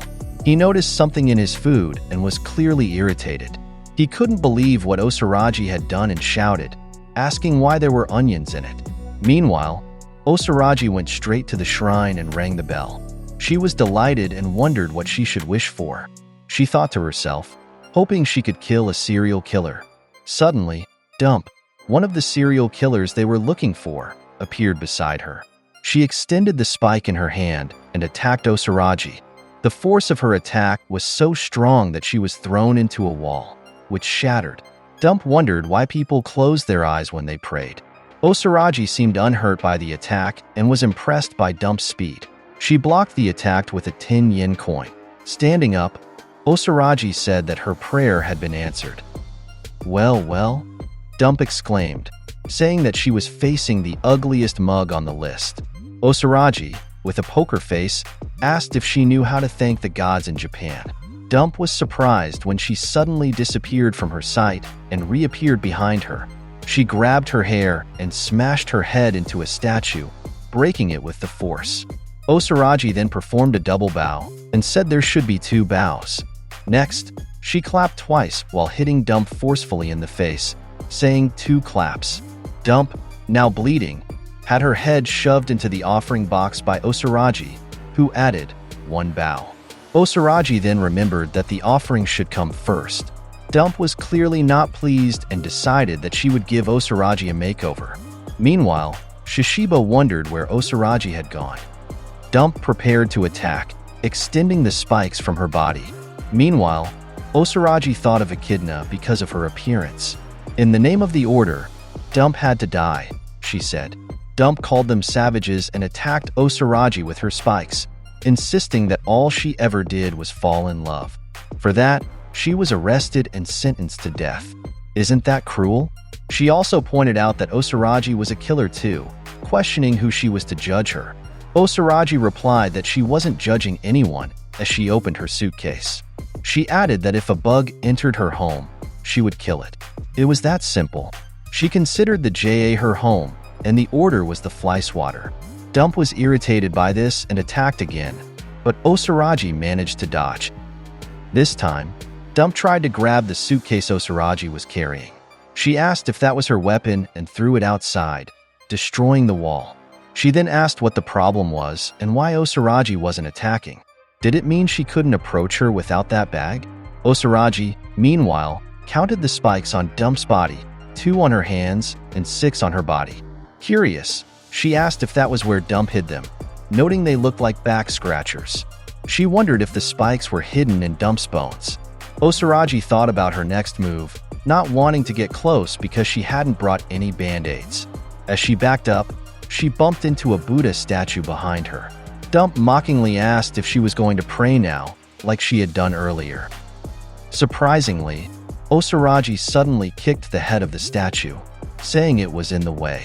Dump was shocked by her action. Osaraji used the Buddha's head as a weapon, kicking it hard and hitting Dump in the stomach. The force of the kick sent Dump flying outside. The people outside didn't expect what they saw. Dump used her spikes to catch herself. Furious, she spotted some water on the side, grabbed a dipper, and poured water over herself. A lady remarked that this wasn't how that was used, to which another replied that Dump was a foreigner. Dump questioned Osaraji's action of kicking the Buddha's head, saying it was bad karma. Osaraji, surprised by the mention of bad karma, thought the gods were kind. She held the Amikuji with paper fortunes inside. While Dump attacked her from behind, Osaraji drew one and thought about the Swakichi or future blessing, finding something a mystery. Dump asked which one while cornering her against a tree with sacred ropes. Dump was pleased that she finally caught Osaraji, but Osaraji nonchalantly said that if she were the gods, she wouldn't create people like them.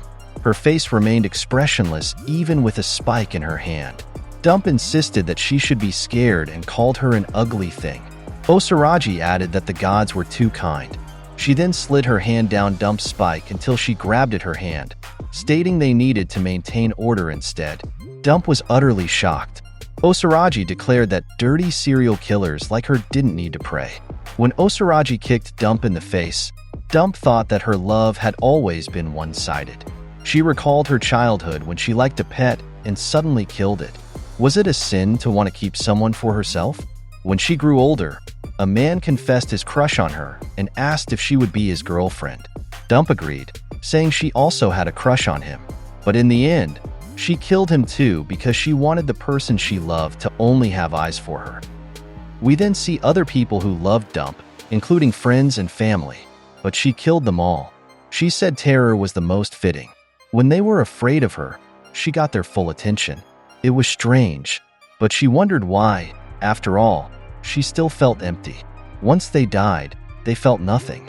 Heartbreak was too painful. Back in the present, Dump crashed into the torii because of Osaraji's powerful kick. Nevertheless, she still managed to get into position to attack. She needed to find her next lover. She asked why her. As Osaraji approached her, Dump said all she did was fall in love. She wasn't different than anyone else. Osaraji couldn't believe it as she reached for her suitcase. Dump attacked again, saying she just wanted to be loved. Osaraji drew her weapon and said they were killers. But because of people like Dump, she had a reason to go on living today. She thanked her, saying, "I love you." Dump was stunned and thought she was beautiful. Meanwhile, Osaraji cut off her spikes. The force of her attack left Dump bleeding and split the torii in half.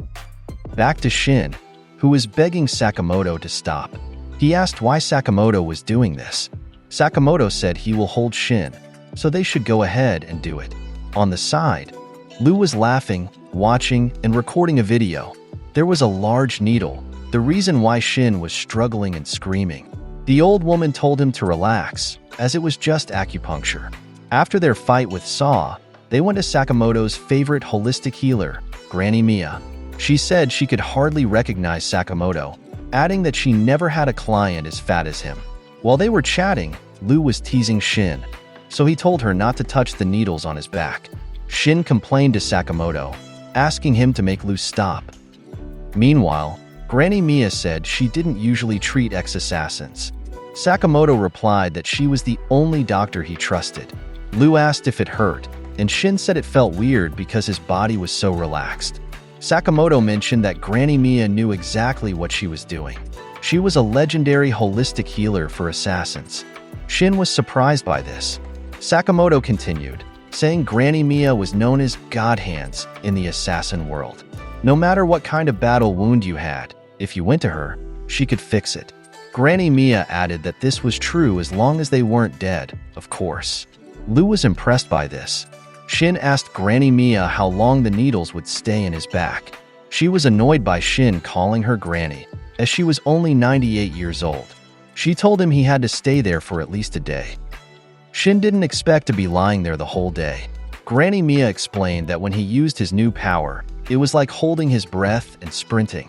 At his current level of fitness, he could only use it for 5 minutes a day. Shin was surprised. Granny Mia added that if he wanted to die, he could do whatever he wanted. Lu also got a checkup because she felt dizzy. Granny Mia pinched her arm and immediately knew she had a toxic buildup in her body. She advised Lu to eat miso soup with clams. After following the advice, Lu said she felt better.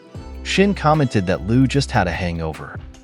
Meanwhile, Granny Mia invited Sakamoto to lie down for a checkup too, as it had been a while since she last examined him. She mentioned that Sakamoto's new buddies were good kids. Sakamoto agreed. Granny Mia asked if he was planning to head out on a rampage. Sakamoto asked why she thought that. Granny Mia pointed to the angry acupoint, explaining that it was sensitive to those with anger. There was nothing he could hide from her. Sakamoto replied that it didn't hurt, although deep inside, he felt the pain. Granny Mia understood his anger because his companions were attacked, but if he fought alone, he was asking for trouble. She noted that his fitness level was only 30% of what it used to be. He hadn't been active for 5 years, so he was even weaker compared to Nakin or Nagumo. Sakamoto said it didn't matter. He couldn't let those bad people roam free. As Sakamoto stood up, Granny Mia stopped him and elbowed him in the stomach, surprising him. She explained that she had hit the pressure point in his lower dantian, the center of his internal energy, which would make him feel better now. Sakamoto sat down in pain, but then stood up and thanked her. He asked her to take care of the two while he was on his way out. Granny Mia wished him good luck as the two behind him ran around. In another location, Heisuke was talking to Sakamoto on the phone. He was having trouble finding the serial killers, but he assured Sakamoto not to worry. He wouldn't let them escape, especially after they hurt his friends. He promised to inform Sakamoto as soon as he spotted them. Looking at the pictures of the killers, he commented on their weird appearances, making them easy to spot. From his vantage point atop a tower, he was pleased to see the world as Heisuke did. He thought flying in the sky must be fun. He then noticed a telescope nearby and used it. Now in Heisuke mode, he searched for the serial killers. Meanwhile, in another place, someone was on the phone discussing the serial killers. It was Kashima, who mentioned that 2 of the 4 killers were already gone. Everything was right on track, and they had successfully lured the order as planned. Therefore, they could transition to the next phase. As he entered a room, Apart was there. Apart asked Kashima who he was talking to on the phone. Suddenly, Apart attacked him with his wires, causing Apart's deer head to fall off. With his neck tied, Apart asked what his plan was. He was shocked to realize it was Apart and asked what he meant. Apart replied not to play dumb, as he knew Kashima wasn't being honest with him. He said that if people aren't willing to expose themselves, they can never truly connect. Kashima was left speechless. Apart added that he was grateful for being released from prison, but he couldn't tolerate being used. He had gotten this far by doing things his own way. They shouldn't waste people who weren't on the list. That wasn't part of their deal. In his anger, he pulled his wire, slicing Kashima's body into pieces. Apart said he wanted to connect with more people. Lying on the floor, Kashima thought he had underestimated him. How did this happen? Apart was a real menace, a threat that could ruin their plans. He was frustrated because he had made an effort to fix himself up only to end up like this. The person on the other line told Kashima not to overreact and to let him do what he wanted. Kashima felt embarrassed. The person on the other end told him not to worry and to enjoy the little risk. This was the perfect way to destroy the JAA, the Japanese Association of Assassins. The more havoc they caused, the better. Back at Sakamoto's store, Aoi was tending the shop. She was happy to hear from her caller that Shin was doing well. She assured him not to worry because she was fine at the store. There weren't many customers, so she could handle it alone. She urged him to take care.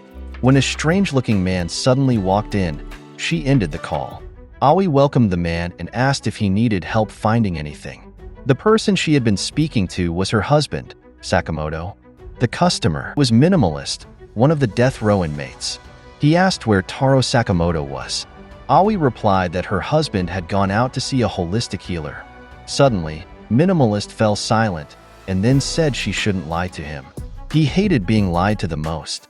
Aoi agreed, saying she didn't like it either.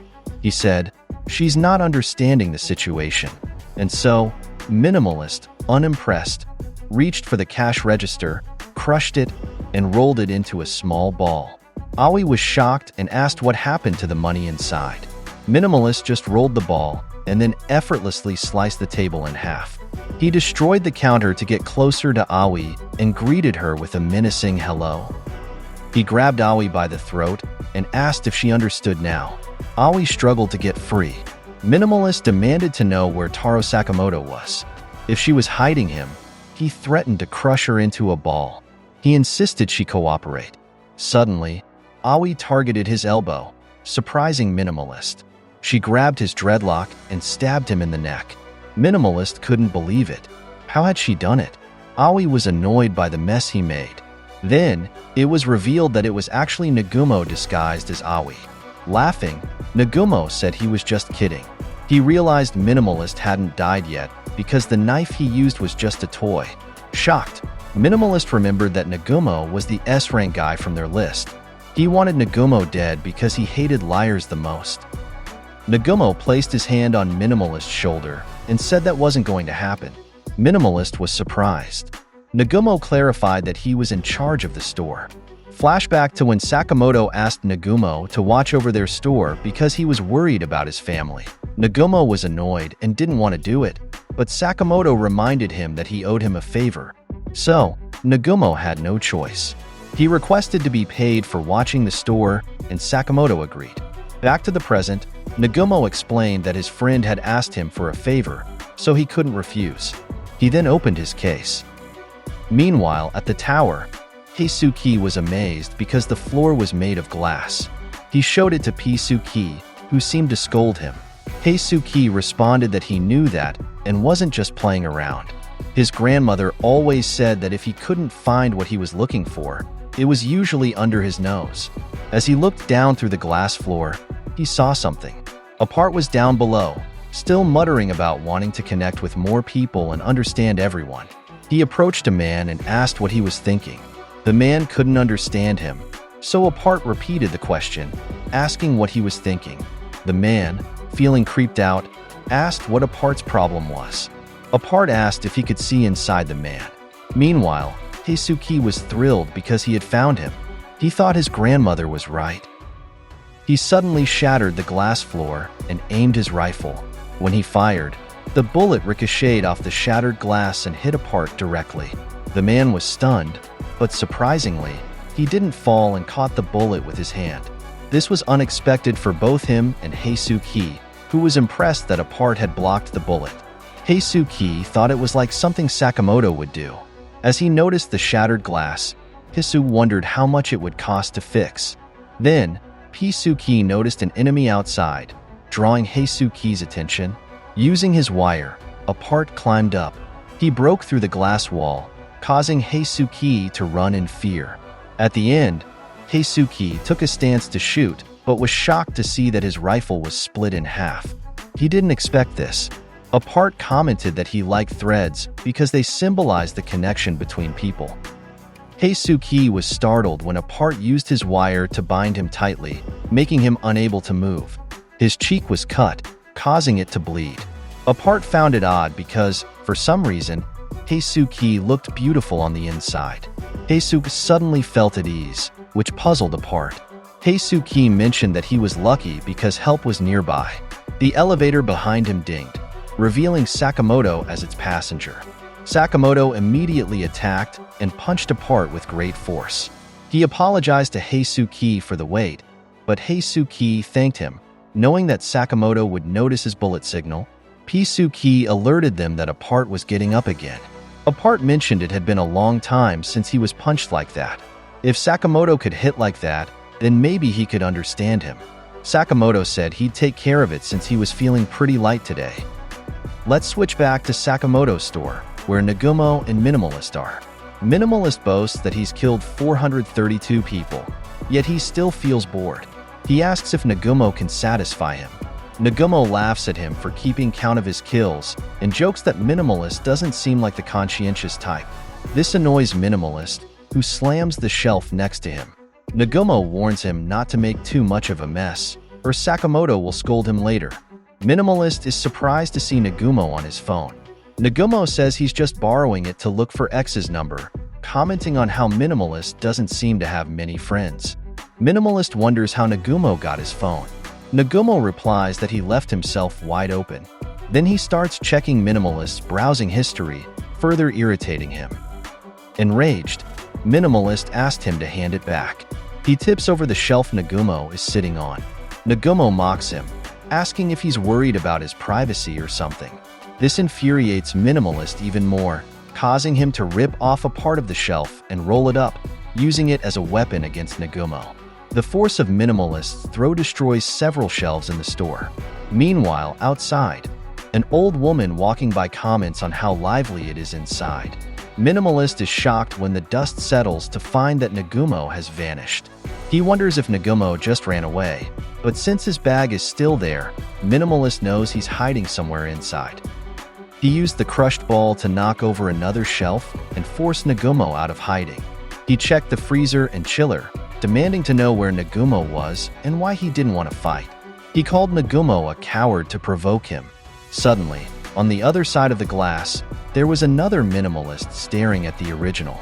It was Nagumo, who broke through the glass to strangle him. Minimalist struggled to breathe. Nagumo reverted to his original form and joked that it was really him, now with his bag behind him. Minimalist struggled to remove Nagumo's hand. He was irritated that despite Nagumo's slim build, he was incredibly strong, able to lift Minimalist effortlessly. Nagumo checked Minimalist's pockets and found gum, keys, receipts, and a hit list. As expected, there was no useful information. Annoyed, Nagumo said it was all trash and threw him aside. Moving on, Nagumo said he's a nice guy, so he would let Minimalist choose how he wanted to die. Minimalist asked if he was holding a weapon, and he was right. Nagumo pulled it out and asked what he would choose. He explained that the weapon had 6 functions and was very handy. It would be boring to do the same thing repeatedly, so he forced Minimalist to choose a number from 1 to 6. Minimalist, infuriated by his taunting, vowed to crush him into a ball. He punched Nagumo, but Nagumo dodged. If Minimalist wouldn't choose, then Nagumo said they would let the dice decide. Nagumo threw the dice, and when they looked for it, it was in Minimalist's mouth, which he hadn't expected. The dice landed on 3, so Nagumo said he was very unlucky. He moved behind Minimalist and grabbed his head. The number 3 was decapitation. Minimalist's head flew off as Nagumo landed back on the floor. He added that his weapon could also be used as a can opener at parties and even demonstrated it. But then he realized that Minimalist could no longer hear him. Sitting on the counter and eating canned goods, he noticed the mess in the store and commented that Sakamoto would definitely kill him for it. Meanwhile, back at the tower, explosions could be seen from outside due to the confrontation between Sakamoto and Apart. Sakamoto used the emergency exit sign as a shield while Apart swiftly pursued him. Apart was impressed, saying he had never seen such a large man move like that. Heisuke watched with concern from the side. He noticed his silhouette in the smoke, and when it cleared, Sakamoto was perplexed because he hadn't lost any weight. The two onlookers were surprised to see Sakamoto squishing his neck, wondering why he can't slim down. Apart approached and remarked that Sakamoto was exceptional, especially for someone of his size. Sakamoto was still worried, thinking about why he hadn't slimmed down yet. From behind, Heisuke asked him what he planned to do. But Sakamoto was only thinking about what Granny Mia had done to him. Suddenly, Apart swung his wires, forcing them to dodge. A few wires hit Sakamoto's leg, prompting Heisuke to ask if he was okay. Apart was astonished that he couldn't cut through Sakamoto's leg, marveling at his toughness. With his leg ensnared, Sakamoto was dragged, causing friction burns on the floor. While being dragged, he complained about the heat. He spotted some tower figurines on a shelf, grabbed one, and hurled it forcefully, surprising Apart as it hit him. As Sakamoto's back smoked, Heisuke asked if he had hit Apart. The figurine had struck Apart's wires, leaving him astonished. Heisuke compared Apart to Spider-Man, while Sakamoto admired Apart's skill and quickness. Apart grew irritated when he noticed the disarrayed figurines on the shelf. Seeing Apart's distraction, Sakamoto realized this was their chance. While Apart was busy arranging the figurines, Sakamoto moved around, hoping to slim down, but Heisuke observed no change. He handed him a mirror, and Sakamoto wondered why it wasn't working. Suddenly, Apart returned and wrapped Sakamoto's body with his wires, causing Sakamoto's neck fat to pinch. His comrades grew anxious. However, he was able to break free. Sakamoto thought that the sharp cords would be challenging to handle without any weapons. He checked his pockets but only found junk. Apart was disgusted by what he saw, remarking that Sakamoto's pocket was filthy and doubting they could connect. Sakamoto was still unsettled, saying he felt incredibly light.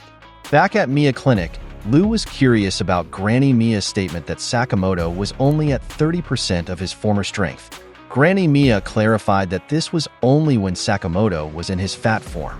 Lou found this hard to believe, questioning if it just meant Sakamoto's body was heavier. Granny Mia explained that it was partly that. When someone is no longer active in that field, they try to return to their former self. Shin wondered if Sakamoto just needed to slim down. Granny Mia said that fat guys have their own way of moving too, which surprised him. Back at the tower, while attacking with his wires, Apart mentioned that he noticed Sakamoto was crude. Although he didn't intend to, Sakamoto irritated him. Crude guys like Sakamoto didn't know how to be considerate of others, Apart claimed. Sakamoto denied being crude, but Apart pointed out his sandals, which piqued Heisuke's curiosity. He wondered how Sakamoto managed to walk around with those sandals. Granny Mia had mentioned that the strongest people could adapt to move efficiently in any situation. Whether without shoes or with broken bones, it didn't matter. The reason Sakamoto was slimming down and burning calories like crazy was because he didn't understand that. Apart continued his relentless attack while Sakamoto was lost in thought, wondering why he wasn't slimming down as he used to. After a while, he finally sees it. Granny Mia said she struck his dantian acupoint earlier, allowing his body to finally accept its weight. Suddenly, Apart was surprised when his opponent disappeared, only to reappear behind him and strike him from behind. Accepting himself as he was, Sakamoto will become strong even without losing weight. Apart couldn't believe what was happening, while Sakamoto praised Granny Mia for her work. Now, Sakamoto was ready to start his counterattack. He pressed the elevator button to go down. In the tower, people in the adjacent elevator were amazed by its height. A child was fascinated by the see-through design and witnessed Sakamoto and Apart falling on the other side. Sakamoto prepared for a powerful punch, causing Apart to crash onto the top of the other elevator. The passengers inside were startled by the noise and wondered if something had fallen. They were curious about the sound they heard. Meanwhile, Sakamoto continued his attack, cornering Apart and then jumping to land precisely on a steel beam. He climbed the beam, surprising himself with his agility. Even Apart was impressed, noting that after all this time, Sakamoto was the only person who had managed to connect with him. He admitted that he was starting to enjoy the fight. Apart then asked if Sakamoto would listen to his story. Sakamoto responded that he felt it might be a long one. Sakamoto took a piece of the railing and apologized, saying he didn't have time to listen to a long story. Apart commented that he was cold. When Apart attacked him with wires, Sakamoto used the piece of metal he had bent earlier and spun it around. This caused the wires to wrap around the metal, and he said, "That's a wrap." Apart was thrown back, and when he stood up, he asked if Sakamoto remembered the first time he connected to the world. Sakamoto asked what he meant. Apart explained that he was referring to the first time he realized he wasn't alone. Apart recounted that as a child, he never fit in. He had no playmates and always went straight home. But even there, his mother didn't care about him. He didn't even have any memories of talking to her, and he doesn't even remember her voice. However, his father was the only one who was kind to him, the only one who paid attention to him. But his father was always busy with work and rarely at home. Apart said he loved his father, who once told him that what mattered was what's inside a person. If he was kind and honest, people would surely like him because he was a good child. His father gave him a toy and said they would practice with it. His father pretended to be the toy doll, greeted him, and made friends with him. Apart was delighted by this. It boosted his confidence, so he tried to approach other children playing. He greeted them and asked if he could join them. One of the kids asked who he was while another called him a weirdo. Embarrassed, he went home, but as usual, his mother didn't care. In his room, Apart couldn't understand why no one wanted to be friends with him. While sulking, he saw the toy his father had given him and remembered what the child had said. Suddenly, his mood changed, and he used scissors to tear apart the toy. In his anger, he stabbed the doll. After that, he just laughed while tears streamed down his face. As he recalled how others ignored him, he continued to destroy the doll, even using a cutter until it was completely ruined. When his father came home and checked on him in the room, Apart welcomed him and explained what had happened. His father suddenly hugged him and couldn't help but cry. His father apologized and assured him that everything would be okay. They would go to the doctor the next day, which puzzled Apart. His brain was examined, and the doctor said everything was normal. He was healthy, with no tumors or anything. Apart's father couldn't believe that nothing was found. Apart was bothered by his father's changed mood. He couldn't accept that nothing was wrong with him, especially after he had chopped up an animal. He grabbed the doctor by the coat in anger, saying they were talking about his child. Was the doctor implying his child was a monster? Apart tried to stop him, but his father pushed him away. Suddenly, Apart saw his doll in him, and something snapped. He couldn't control himself and grabbed scissors, slitting his father's throat. As his father lay on the floor, Apart continued to stab him with the scissors, insisting there was nothing wrong with him. The doctor sat on the floor nearby, terrified. While sitting on his father, Apart said that they were the same. He opened his father's head and said they were the same on the inside. He cried, saying it was good to know, meaning he was still connected to everything in some way. Back in the present, Apart recalled that it was the first time he felt he wasn't alone, that he was the same as others. Apart explained that it was his way of understanding their connection. He wanted to see inside Sakamoto. Sakamoto replied that it was wrong, saying that killing people severed connections between them. He urged Apart to stop hurting others. Apart couldn't accept this. The scene shifted to the Torii Gates, known as the gateposts of the gods. It was a place where other order members were present, and it was in ruins. Shishiba told Osaraji to imagine coming home from work and finding their front door in shambles. Wouldn't that be sad? Osaraji replied, telling him he ate pork cutlet, but it was just leftovers. Shishiba was on the phone with Nagumo, who asked if he was eating. Nagumo replied that it was his lunch break. Shishiba wondered if Nagumo had a new side gig. Nagumo asked if he had seen the list given to the serial killers. He added that the JAA had no information on the last page. This prompted Shishiba to check, realizing that Slur had planned for the serial killers to face off and kill each other in the end. It was a twisted but efficient plan. Nagumo agreed, saying that they had served their purpose. When asked what he meant, he replied it would be a hassle.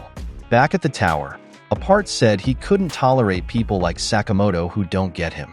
He was too rude and insensitive. Apart used wires to cut through part of the tower. As a result, the tower became noticeably unstable from the bottom, alarming those who saw it, as it seemed about to collapse. Inside, Heisuke and the others were nervous because they felt the ground shaking. A part had made up his mind. After dismembering Sakamoto, he planned to arrange him nicely. According to Sakamoto, a part knew nothing about human connection. Therefore, this was where everything would end. People outside were curious as they noticed the tower gradually collapsing. As Heisuke started sliding down, he noted it was bad and called Sakamoto. The area was getting smoky, making Sakamoto worry. But a part just laughed, saying this should be good. This was his chance to connect with even more people, making his father happy. While dodging a part's attacks, Sakamoto noticed some dangling electrical cables and grabbed them. He pulled them with great force to prevent the tower from collapsing. "Good thing I'm so big," Sakamoto said. Inside, Heisuke was surprised as the tilting stopped. Someone behind mentioned they should get down now, but one person was still dizzy and on the floor. A part approached Sakamoto and said he was talking to him, so he shouldn't look away. Using wires, a part tied Sakamoto's face and said he was ready to see his insides. This made Sakamoto think about his next move, especially with the tight binding. Suddenly, another order member, Takamura, appeared. The elderly order member had his eyes closed as he drew his katana and swiftly sliced through a part of the tower from the ground level. The sharpness of his katana was impressive, cleanly and quickly cutting through that section before he walked away. Because of this, the building shook, surprising Sakamoto. People below were shocked as the other side of the tower collapsed. Takamura simply bowed and used his katana as a cane while walking away. From a distance, people noticed that the tower, which looked like it was about to fall, had suddenly stabilized, but its appearance had become strange. Heisuke asked if Sakamoto was responsible for what happened, but he didn't respond. In his mind, he thought he recognized who did it. A part, on the other hand, was nervous about the situation. Meanwhile, Takamura got into a taxi, and the driver asked if he had found the bathroom. Apparently, he had taken a taxi just to go there and had told the driver to wait, saying he just needed to use the restroom. As they were leaving, he asked about the strange noise from earlier. Back to Sakamoto, this was his chance. He let go of the electrical wire and felt his weight. Suddenly, the fat around his neck shrank, allowing him to escape from the wires, much to a part's surprise. This gave Sakamoto the opportunity to punch a part with immense force. The impact sent a part flying, who remarked on the weight of the punch. Sakamoto then pulled apart with his own wires and threw him upwards, so much so that people in the tower noticed his shadow. As a part came back down, Sakamoto prepared and used a ladder to strike him. This attack sent a part straight into the tower railing, irritating him. When he got the chance, a part attacked Sakamoto again, asking why he was rejecting him. Sakamoto grabbed the satellite dish from the side and used it like a frisbee, throwing it at a part. The satellite cut through the wires a part was using, causing him to fall from the heights. As he fell, he wondered why. He was just a person like anyone else, so why did life hurt so much? Sakamoto left a cord behind, and as he held it, he told a part that he could still change the way he lives. He promised he won't let go of that cord, which surprised a part. Sakamoto then threw him upward, spinning him around until a part was dizzy. Sakamoto continued to throw the wire attached to a part, wrapping him around the tower. When the cord finally ran out, a part was flung into the tower and landed on the stairs where people were. They were shocked to see him. Meanwhile, a child noticed Sakamoto and was impressed. The child held a paper with a stamp rally written on it. Sakamoto took his stamp and marked the paper, saying, "Mission complete." The child thanked him. Sakamoto then left, dragging a part's body with his right hand. Now, they could finally talk. Back at Mia Clinic, an hour after the battle at the tower, a part appeared to be unaware of what's happening. Someone complained that his teacup's empty.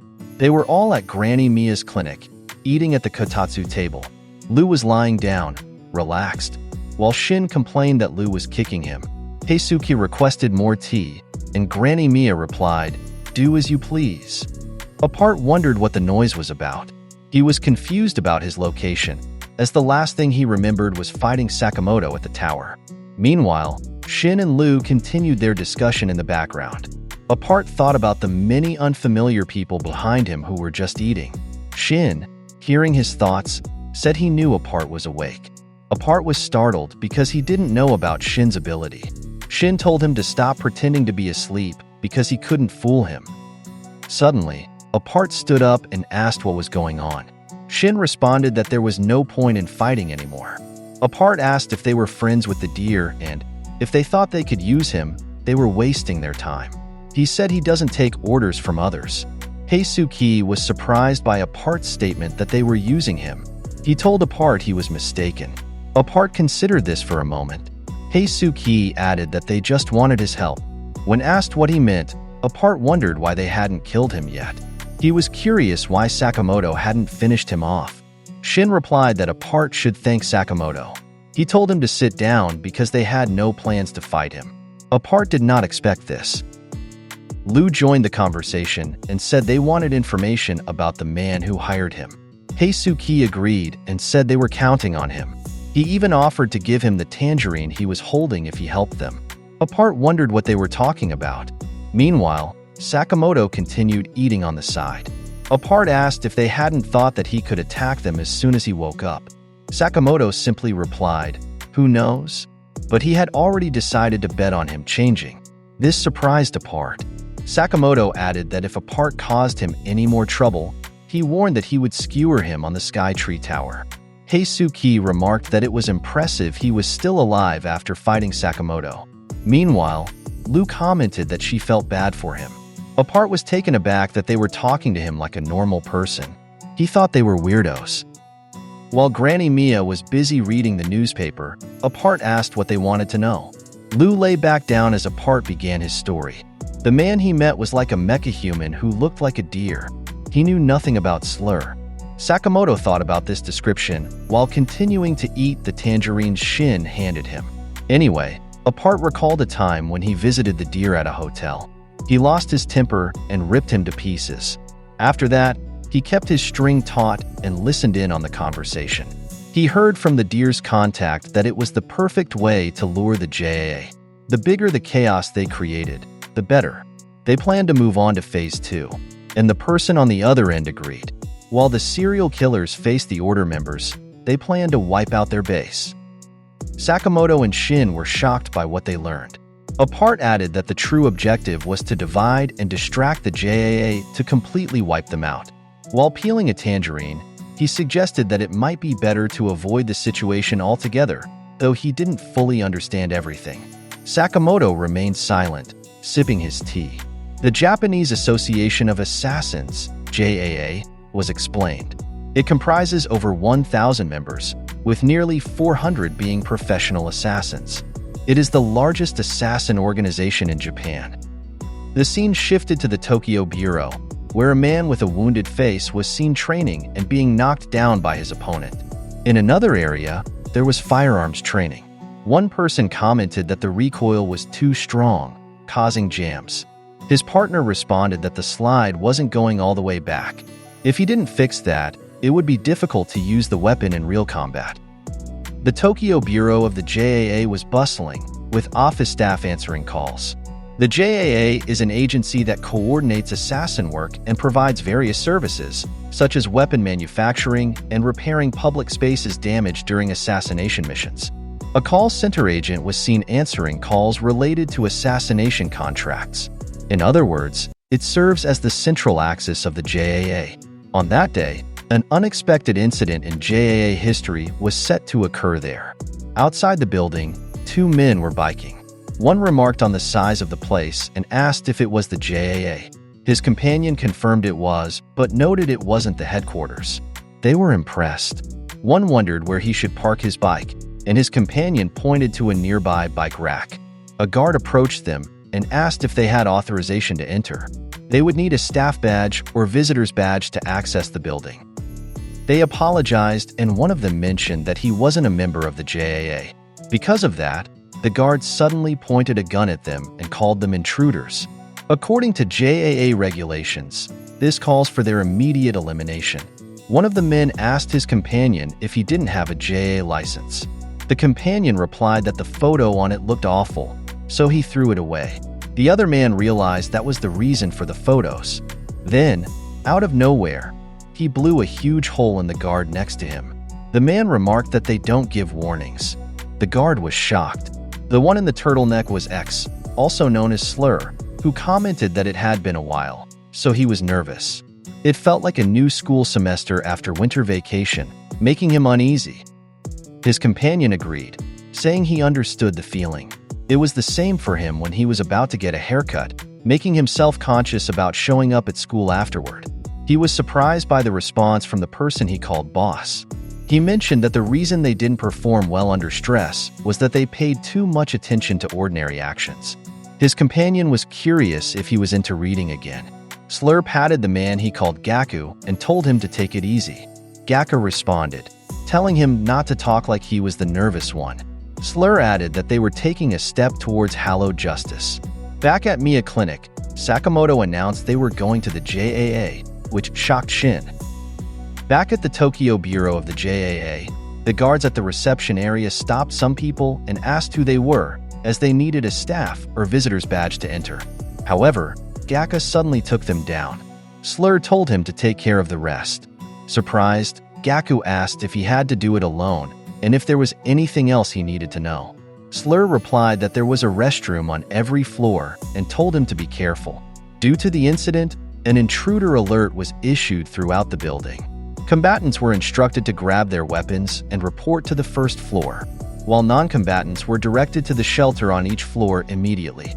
This announcement was repeated, causing surprise among those inside. They mentioned that 2 intruders with weapons were spotted, but their objective was still unknown. Meanwhile, those in the gym were disappointed with the guards for letting the intruders in, even though there were only 2 of them. In the office, there was talk about the intruders, with some curious about which unit would take them down. When one person asked a colleague if he was going to join the fight, he declined, saying he had work to finish. Besides, there were only 2 intruders, and it was impossible for them to reach the 3rd floor. However, they suddenly saw a colleague being attacked. The intruder had reached the development division, which shocked everyone. Gaku was responsible for killing them. Using his mace, he easily wiped out the JA members on that floor. Now that he was done, he decided to use the restroom. As he walked out, he wondered which floor he was on. Suddenly, he was showered with bullets from people in the hallway. The group's leader told them to keep shooting, and they complied. After a countdown, he ordered them to stop. It seemed Gaku wasn't hit at all, and he quickly killed them all, slicing their guns in half. The leader looked at Gaku, who stood holding his weapon. The man commented that he should have stayed home. Just then, Gaku was attacked and thrown back by someone who emerged from the wall. The person said that Takebe wasn't setting a good example for the young ones, and he greeted him. Takebe referred to the masked man as Mr. Inoda, who asked how many had died. Takebe replied that there were about 40 on the first 3 floors, and only 2 minutes had passed since infiltration. They were facing a monster, said Mr. Inoda. Suddenly, there was an explosion that surprised them both. It was Gaku, who had blown up the restroom wall using his weapon. "That felt good," he said while closing his zipper. Then he attacked Mr. Inoda in the face with such force that he was thrown outside, landing in the parking lot of the adjacent building, and bounced into a van, hitting the steering wheel. Elsewhere, some other men were concerned by the noise they heard. The elevator doors opened to reveal Slur holding a notebook. They were shocked and tried to grab their guns, but the person behind them, their co-worker who was actually an ally of Slur, shot and killed them all. He greeted Slur and said long time no see. He asked if he had lost weight. Slur, in turn, greeted Yuta, saying it had been a while since they last saw each other. Yuta asked if Gaku was with him, and Slur replied yes. Yuta called Gaku a dummy because he always goes overboard. Slur apologized to Yuta for embedding him there for the whole year. He asked where their other agents were while getting a drink from the vending machine. Yuta said they were on standby downstairs. He added that working at the JAA was good because of the decent pay and good benefits, and the work was easy. Slur handed him a drink and asked if he had made any friends there. Yuta nodded, saying they worked in development on the 3rd floor, so they were probably dead by now. Slur apologized for that. As Yuta drank, he asked if it was finally starting. Slur said it was time to reset the corrupt JAA and create a new order. Suddenly, a taxi arrived outside the building. 2 men outside stopped the person trying to enter. They told him that the building was now under Slur's rulership and that he should leave if he didn't want to die. The old man, Takamura, whispered before slashing their bodies with his katana. Gaku was alarmed because he sensed someone approaching, and it was the order member, Takamura. Again, he whispered some incomprehensible words. Gaku remarked that a bad grandpa had appeared. He suddenly attacked with his mace, but was surprised to see the old man blocking it with just the handle of his katana. Bent over with his eyes closed, Takamura held his katana and unsheathed it. Gaku, on high alert, was astonished when the katana sliced through the wall, taking off his right ear and 2 fingers from his left hand. Still bent over, Takamura evaded Gaku's counterattack. Even though Gaku's mace was close to Takamura's head, the old man managed to dodge, shattering Gaku's weapon. Gaku laughed but realized too late that he was the next target. With a powerful strike, he was thrown out of the building. Slur was shocked, and Yuta asked if that was Gaku. Slur knew it was the work of the old JAA member. He couldn't believe he was still alive and had expected their mission to be quick. Meanwhile, Sakamoto was seen hanging outside the building with Apart and a visibly nervous Shin. They made their way inside to where Slur and Yuta were. Sakamoto landed gracefully, while Shin mentioned that he thought Apart was going to make a net for their landing. Apart replied that he did make one, but only for himself. Sakamoto stood up and was surprised to see Slur, recognizing him. He was shocked that he was still alive and called him Yuzuki. Slur responded with "long time no see," and noted sadly that his former friend had gained weight. Shin was astonished to find out they knew each other, recalling him from their previous encounter. Slur asked Sakamoto to forget his old name, saying he preferred to be called X now. Shin was stunned to realize that this was the X they had been looking for. Sakamoto asked X why he placed a bounty on his head and what his goal was. X responded that there were so many questions and wondered when Sakamoto had become so talkative. Then he stabbed Sakamoto, who fell silent before chasing him down. Shin was concerned for him and was about to follow, but Yuta pointed a gun at his neck, startling him. However, Apart split the gun in half to help Shin. Apart told Yuta to stop and not sever his connections, but then his arm was suddenly cut off by X. Shin screamed for Apart, but Yuta slammed him to the ground, ready to stab him. Sakamoto came to the rescue, kicking Yuta away. Yuta asked why X hadn't finished Sakamoto off, while X found it weird.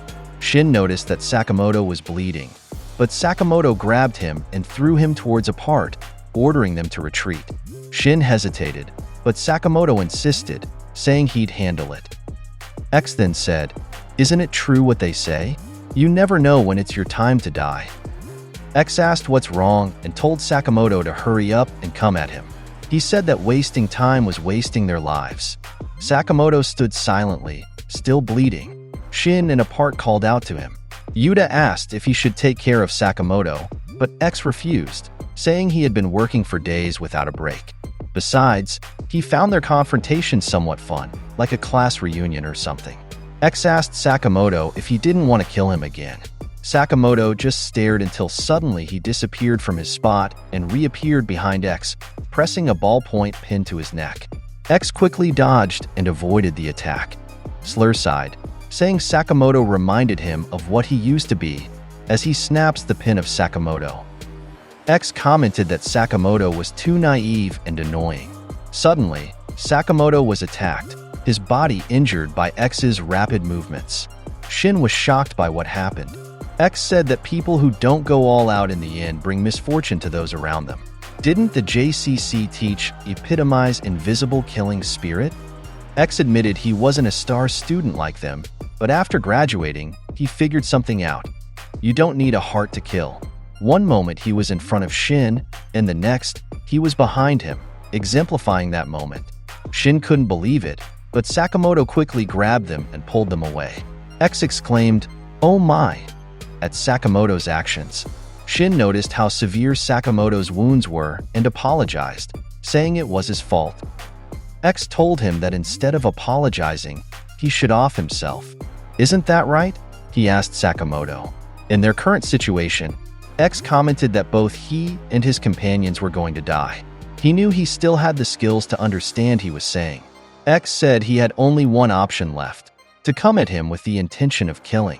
But Sakamoto replied that he was no longer an assassin. X countered, saying that if he let him live, others would die. He triggered Sakamoto by suddenly mentioning his child, which made Sakamoto's veins pop with anger as he thought of ending X's life. Noticing Sakamoto's killing intent, X prepared himself. The fight became intense as they charged at each other. X welcomed Taro Sakamoto back, telling him not to mess up his chance this time. The determination was evident on Sakamoto's face. Shin screamed, and Sakamoto remembered his family, which made him hesitate. Suddenly, Gaku entered the scene by smashing through the wall. Gaku was surprised to see Sakamoto. X was annoyed by Gaku's interruption just as the fight was getting interesting. Gaku replied that he should forget about it, as no one had told him there was a freaky old man there. Meanwhile, at the door of the building, a katana blade sliced through the door near the doorknob, opening it. It was Takamura, muttering incomprehensible words once again. Takamura entered, head bowed, which shocked everyone. His eyes remained closed as X ordered Yuta to take care of the old man. Yuta readied his gun and fired, but Takamura deflected the bullets with his katana. Takamura kept walking, undeterred by the continuous gunfire.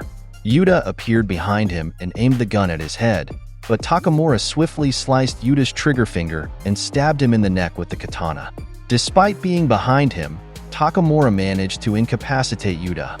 Gaku then joined in, swinging his mace at Takamura, but his right arm was cut off.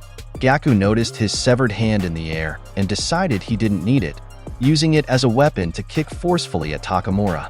The strength of the attack was evident, but it still didn't injure Takamura. However, the attack caused a crack in Takamura's katana. The confrontation between Gaku and Takamura was intense, but X suddenly pulled Gaku back to escape as Takamura's attack slashed the surroundings. Shin thought the battle was insanely fierce. Gaku requested X to show his skills, but X responded, "Give me a break." Slur and Gaku tried to escape, but Sakamoto chased them down, saying they're not going anywhere. X responded that it was nice to see him again. Sakamoto attacked, but was still wounded by X. He spat blood as X bid farewell. Suddenly, Takamura appeared behind X, drawing his katana. X apologized to Yuta for the favor he was about to ask, but Yuta said it was no problem. Yuta emerged behind Takamura, grabbing him and saying he'd handle it. Everyone was shocked as Yuta turned into a suicide bomb to help them escape. The explosion was massive, destroying part of the building. Shin was shielded by an apron, while Sakamoto and Takamura protected their faces with their hands. Due to the explosion, the building sustained significant damage. The impact was so strong that Shin struggled to stand. He was startled to see Sakamoto and apologized for sacrificing his apron for him. Hearing the sound of a knife, Sakamoto became alert as X's shadow suddenly appeared behind him. They locked eyes intensely. Sakamoto was about to say something, but Gaku tapped X and told him they should leave. As they left, Gaku complained about how difficult it was to walk with only one arm. Shin was puzzled as they suddenly vanished. The floor of the building was in ruins. This incident happened in September, resulting in 176 deaths, 3 injuries, and 1 missing person. 6 months later, due to Slur's plan for an assassin purge, the number of professional assassins in Japan decreased by 3/4.